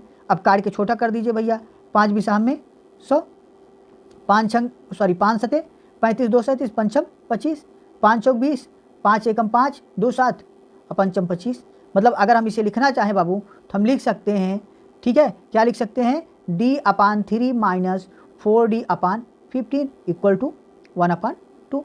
लासा ले लीजिए, लासा हो गया 15, 3 5 15, 5D minus 15 Ekam 15 4D equal to 1/2। तो 5 में से 4 माइनस कर दीजिए बाबू, D/15 इक्वल टू 1/2, तो D इक्वल टू 15/2, ठीक है। काट दीजिए, 214 7 सही 1/2 किलोमीटर, ठीक, या 7.5 किलोमीटर दूरी थी, 7.5 किलोमीटर। कन्फर्म? कोई डाउट? चलो नेक्स्ट क्वेश्चन पे चलते हैं। ये आपका मैथ सेक्शन का आखिरी क्वेश्चन है। चलो फटाफट, इसके बाद थोड़ा सा 20 क्वेश्चन के हिंदी क्वेश्चन है, फटाफट देखेंगे उनको, और उसके बाद आप लोग आराम से खाइए पीजिए और आराम कीजिए। चलो, ए ने एक घोड़े को 4500 रुपये में खरीदा। इसे 5% का लाभ पर बी को बेच दिया। बी ने इसे 20% लाभ पर सी को बेच दिया। सी ने घोड़े खरीदने के लिए कितने की धनराशि भुगतान की? फटाफट बता दीजिए। बहुत अच्छे, वेरी गुड, बहुत अच्छे, बिल्कुल इसी उत्तेजना इसी उत्साह के साथ आप लोग लगे रहिए। बहुत अच्छे, गुड। देखो भैया, कुछ नहीं करना है, एक लाइन इसको लगाओ यार। 4500 रुपये इन्हें खरीदा था, जब इसने 5% लाभ पर बी को बेचा, बी 5% लाभ लेगा। जब कभी भी लाभ होता है तो 100 में हम प्लस करके लिखते हैं, गुणे 105 बटे 100, ठीक है। अगला, बी ने इसे सी को 20% लाभ पर बेचा, गुणे 120 बटे 100 बराबर। अब वही दाम बताना है, सी ने कितना भुगतान किया। काट डालो भैया, 2 जीरो से 2 जीरो खत्म, 20 पंचे 100, 20 छक्का 120, ठीक। 5 एकम 5, 5 9 45, बस गुणा करा लो यार। अगर नहीं लंबा आता तो छोटा छोटा करा लो। 9 5 45, 9 एकम 9, 945 हो गया, और 945 का 6 से मल्टीप्लाई करा दो भैया। 6 पंचे 30 की 0 हासिल 3, 6 चौको 24, 3 27 की 7 हासिल 2, 6 9 54, 54 2 56, बस 5670 इज द राइट आंसर। 5670 रुपये में बेचा। कन्फर्म? अगर कंफर्म हो गया, आपको मैथ समझ में आ गई, एक बार थंबनेल कर दीजिए। और आपने कितने क्वेश्चन मैथ में सही किया, कितना रीजनिंग में, कितना जीके जी इसमें, ये आप हमें कमेंट बॉक्स में जरूर लिखते रहिए। अब चलती हम लास्ट सेक्शन में चलते हैं, और वो आपका 20 क्वेश्चन का हिंदी का है। फटाफट 20 क्वेश्चन हिंदी को फटाफट करते हैं और फटाफट फिर भागते हैं रेस्ट की। हिंदी सेक्शन का पहला क्वेश्चन है, दंत से उच्चारित वर्ण है ए ता वर्ग, बी पा वर्ग, सी का वर्ग और डी चा वर्ग। जल्दी जल्दी बता दीजिए कौन सा है। बहुत अच्छे, बहुत अच्छे, बिल्कुल बिल्कुल, A is the right answer बाबू। दंत से उच्चारित वर्ग जो है वो ता वर्ग का जो होता है वो दंत होता है, ठीक है। और कंठ है आ और अहा, आ और अहा एक कंठ है। तालव्य में छोटी ई आता है, मूर्धन्य में आपका री आता है, ओष्ठ्य में उ और ऊ, बड़ा ऊ और छोटा ऊ आता है आपका। अनुनासिक में अंग आता है, कंठ तालव्य में ए और ए आते हैं, कंठोस्थ में ओ और आ होता है, ठीक है बाबू। चलो नेक्स्ट क्वेश्चन पे चलते हैं हम। चा वर्ण का उच्चारण स्थान है, चा वर्ण का उच्चारण स्थान है ए तालव्य, बी दंत, सी मूर्धन्य, सी कंठ है, डी कंठ है। जल्दी जल्दी बताइए। बहुत अच्छे, गुड गुड गुड गुड, बिल्कुल बिल्कुल, बहुत अच्छे बहुत अच्छे, ऐसे ही जल्दी जल्दी दीजिए फटाफट। बिल्कुल, चा वर्ण का उच्चारण स्थान बाबू ए है, तालव्य। चा वर्ण का जो उच्चारण होता है वो तालव्य होता है, ठीक है। हिंदी भाषा में कुल कितने वर्ण हैं? तो भैया हिंदी भाषा में कुल 52 वर्ण होते हैं। विसर्ग का प्रयोग स्वर के बाद किया जाता है बाबू, ठीक है। हिंदी वर्ण में कुल 52 वर्ण होते हैं। ओके, नेक्स्ट क्वेश्चन पे चलते हैं। निम्न समूहों में से किस शब्द समूह की वर्तनी शुद्ध है? जो समूह दिया गया है इसमें से किस शब्द समूह की वर्तनी शुद्ध है? ए दिग्विजय, कृतघ्न, क्षितिज, बी शिखिर, प्रतिकृति और मस्तिष्क, सी जयश्री, देहिक, स्त्रियां, डी वर्तमान, अभिलाषा और अतिशीघ्र। जल्दी जल्दी बताइए, वर्तनी शुद्ध पकड़ना है, वर्तनी। बिल्कुल बिल्कुल, बहुत अच्छे बहुत अच्छे बहुत अच्छे, बिल्कुल भैया, A is the right answer. जो आपका पहला है दिग्विजय, कृतघ्न और क्षितिज, इसकी वर्तनी शुद्ध है, बाकी सबकी वर्तनियां गलत हैं। Okay, A is the right answer. Next question. Hindi स्वरों का वर्गीकरण जब जीभ के भाग के आधार पर किया जाता है तो निम्नलिखित में से कौन सा वेग इसके अंतर्गत नहीं आता? अग्रस्वर, मध्य स्वर, पश्च स्वर और विपरीत। जल्दी जल्दी बताएं। हिंदी स्वरों को जब जीभ के भाग के आधार पर किया जाता है तो कौन सा भेद इसके अंतर्गत नहीं आता? बिल्कुल भैया बिल्कुल, बहुत अच्छे, बिल्कुल, D is the right answer बाबू। विपरीत स्वर, विपरीत स्वर इसके अंतर्गत नहीं आता। जब जीभ के भाग के आधार पर किया जाता है अग्रस्वर, मध्य स्वर और पश्च स्वर, ये तीनों आते हैं, लेकिन विपरीत स्वर इसके भाग के आधार पर नहीं आता। Okay, next question. वे आविकारी शब्द जो दो शब्दों, वाक्यों अथवा वाक्य खंडों को जोड़ते हैं वे कहलाते हैं। वे आविकारी शब्द जो दो शब्दों, वाक्यों अथवा खंडों को जोड़ते हैं वे क्या कहलाते हैं? संबंध बोधक शब्द, विस्मय बोधक शब्द, क्रिया विशेषण शब्द, समुच्चय बोधक शब्द। जल्दी बताएं। बहुत अच्छे बहुत अच्छे बहुत अच्छे, बिल्कुल। वे आविकारी शब्द जो दो या दो शब्दों को जोड़ते हैं उन्हें क्या कहते हैं? समुच्चय बोधक शब्द कहते हैं। भैया समुच्चय बोधक शब्द कहते हैं। समुच्चय बोधक शब्द के दो भेद होते हैं, एक संयोजक होता है, दूसरा होता है विभाजक, ठीक है, संयोजक और विभाजक। Next question. हिंदी की स्पर्श घोष महाप्राण ओष्ठ्य व्यंजन ध्वनि है। हिंदी की स्पर्श घोष महाप्राण ओष्ठ्य व्यंजन ध्वनि है, कौन सी है भैया बता दीजिए। बहुत अच्छे, बिल्कुल बिल्कुल बिल्कुल भैया, A is the right answer. भा जो है स्पर्श घोष महाप्राण और ओष्ठ्य व्यंजन है, ठीक है। ओष्ठ्य वर्ण क्या क्या है भैया? ओष्ठ्य वर्ण है आपके उ, बड़ा उ, पा, फा, बा, भा और मा, ये ओष्ठ्य वर्ण है, और दंतोय में आपका वा आता है, ठीक है। चलिए नेक्स्ट क्वेश्चन पे चलते हैं हम। कूपन और बिगुल किस भाषा का शब्द है? कूपन और बिगुल किस भाषा का शब्द है? ए फ्रांसीसी, बी अंग्रेजी, सी पुर्तगाली, डी जापानी। जल्दी बताएं। बहुत अच्छे बहुत अच्छे, बिल्कुल भैया बिल्कुल, A is the right answer. Coupon और बिगुल जो है वो फ्रांसीसी भाषा का शब्द है। Okay, next question.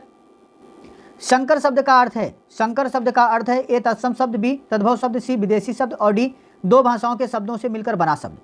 जल्दी जल्दी बताइए। बहुत अच्छे, गुड, बिल्कुल भैया, संकर शब्द जो होता है D is the right answer. दो भाषाओं के शब्दों से मिलकर बना हुआ शब्द जो है आपका संकर शब्द कहलाता है। Okay, next. घुड़सवार शब्द निम्न में से क्या है? घुड़सवार शब्द निम्न में से क्या है? रूढ़ शब्द है, योग रूढ़ है, यौगिक शब्द है, निरर्थक शब्द है। जल्दी जल्दी बताएं। घुड़सवार शब्द क्या है बाबू?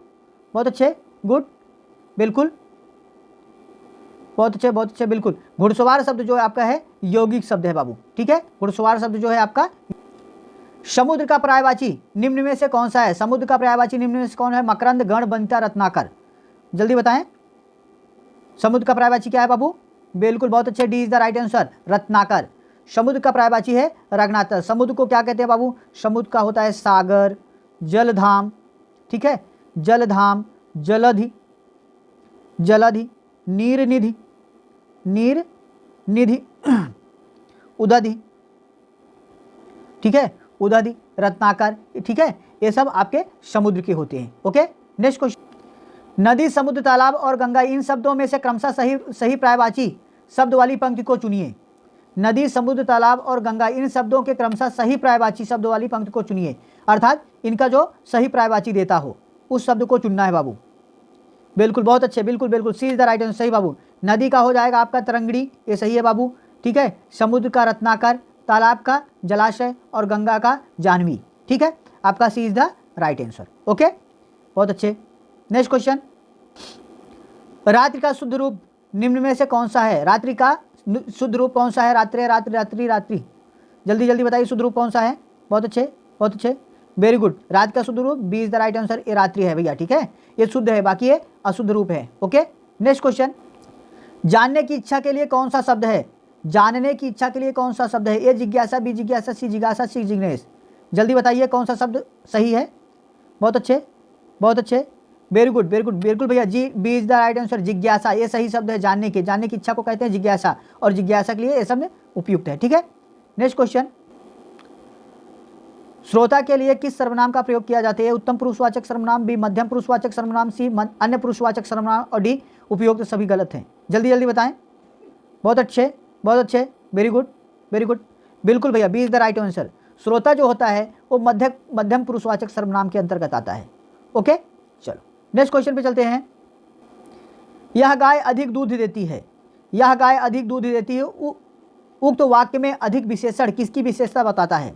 अधिक जो विशेषण है किसकी विशेषता बता रहा है? ए गाय की, बी दूध की, सी देने की, डी किसी की नहीं। जल्दी बताएं। बहुत अच्छे, गुड गुड, बिल्कुल भैया, B is the right answer. यह गाय अधिक दूध देती है, अधिक जो है ये जो विशेषण है ये किसको बता रहा है? किसकी विशेषता को बता रहा है? दूध को, क्योंकि गाय जो है दूध की विशेषता बता रहा है कि यह अधिक दूध देती है। B is the right answer, ठीक। नेक्स्ट, यह गाय अधिक दूध देती है, इसमें अधिक जो है विशेषण है दूध की विशेषता को बता रहा है, ठीक है भैया। चलो अगले क्वेश्चन पे चलते हैं। लड़का सोता है, यह वाक्य किससे संबंधित है? लड़का सोता है, यह वाक्य किससे संबंधित? सकर्मक, अकर्मक, दोनों, इनमें से कोई नहीं। जल्दी बताएं। बहुत अच्छे, बहुत अच्छे, वेरी गुड, बिल्कुल भैया, B is the right answer, अकर्मक। लड़का सोता है, यह जो है यह वाक्य जो है अकर्मक है, अर्थात जिस क्रिया में व्यापार तो कर्ता से हो, व्यापार तो कर्ता से हो, पर जिसका फल प्रभाव किसी दूसरे व्यक्ति या वस्तु पर कर्म पर पड़े, वहां पर अकर्मक क्रिया कहलाती है, ठीक है बाबू। चलो नेक्स्ट क्वेश्चन पे चलते हैं। वचन की दृष्टि से कौन सा जोड़ा सही नहीं है? वचन की दृष्टि से कौन सा जोड़ा सही नहीं है? ए लता लताएं, बी घोड़ा घोड़े, सी किताब किताबें, डी मित्र मित्रवत। जल्दी बता दीजिए कौन सा जोड़ा सही नहीं है। बहुत अच्छे, बहुत अच्छे, बिल्कुल भैया, बिल्कुल, D is the right answer. वचन की दृष्टि से मित्र और मित्रवत जो जोड़ा है ये सही नहीं है। नेक्स्ट क्वेश्चन, कह रहा निम्नलिखित में से स्त्रीलिंग शब्द को पहचानिए। स्त्रीलिंग जो शब्द है उसको पहचाना है। काशी, दकार, जुर्राब, पजामा, घाघरा। जल्दी जल्दी बताइए इसमें कौन सा स्त्रीलिंग है। बिल्कुल बिल्कुल, बहुत अच्छे, बहुत अच्छे, बिल्कुल, B is the right answer बाबू, जुर्राब। जुर्राब जो है स्त्रीलिंग शब्द है, ठीक है भैया। जुराब जो है स्त्रीलिंग शब्द है। वचन के अधीन संज्ञा के रूप दो तरह में परिवर्तित होते हैं, एक विभक्ति रहित और एक विभक्त सहित होता है, ठीक है। कुछ ऐसे पुल्लिंग संज्ञाएं हैं जैसे बाबा, नाना, दादा, दाता, योद्धा, ये सब पुल्लिंग संज्ञाएं हैं, ठीक। और पाठक जो है एक बहुवचन बहुवचन पाठक है। लेकिन यहाँ पर जो हमारे काशीदार, पजामा और घाघरा, ये तीनों जो हैं ये पुल्लिंग में आ जाएंगे, पुल्लिंग शब्द हैं, ठीक है। और जुर्राब जो है स्त्रीलिंग शब्द है। ओके, नेक्स्ट क्वेश्चन पे चलते हैं। हाथी का स्त्रीलिंग होगा, हाथी का स्त्रीलिंग होगा हाथिन, हाथिन, हाथनी, हाथनी, हाथनी। कौन सा स्त्रीलिंग शब्द सही होगा? बिल्कुल बिल्कुल, बहुत अच्छे, बिल्कुल भैया, C is the right answer. हाथी का जो है हथनी हो जाएगा। Okay, next question. सूची में दिए गए धातु को सूची सेकंड में दिए गए प्रत्यय से सुमेलित करना है, ठीक है। पाठ, एक, चाल, आ, झटका, झटक, आग, पशु, अक। जल्दी जल्दी बताइए कौन किसके साथ मिलेगा। बहुत अच्छे, गुड, बिल्कुल भैया, बिल्कुल। भैया इसमें हो जाएगा आपका बी इट जा बिट राइट आंसर हो जाएगा। देखो पाठ, पाठ में जो पाठ का जो प्रत्यय होगा क्या होगा, पाठ का जो प्रत्यय होगा वो हो जाएगा अक, ठीक है, पाठ का हो जाएगा अक, ठीक। चाल, चाल का जो प्रत्यय होगा वो हो जाएगा आपका आक, ठीक। झटक, झटक का जो प्रत्यय होगा वो हो जाएगा आपका आ, झटक का आ हो जाएगा। पशु का जो प्रत्यय होगा बाबू, पशु, पशु का प्रत्यय आपका हो जाएगा इक, ओके, पशु का प्रत्यय आपका इक हो जाएगा, ओके। अगर आपको हमारी वीडियो पसंद आई हो तो वीडियो को लाइक करें और इस लाइव सेशन को ज़्यादा से ज़्यादा लोगों के पास शेयर करें, और चैनल पर नए हैं तो चैनल को सब्सक्राइब जरूर कर लें। धन्यवाद। आपको मिलेंगे फिर अपने नए वीडियो के साथ, नए ज्ञान के साथ, तब तक के लिए हमें अनुमति दीजिए। धन्यवाद।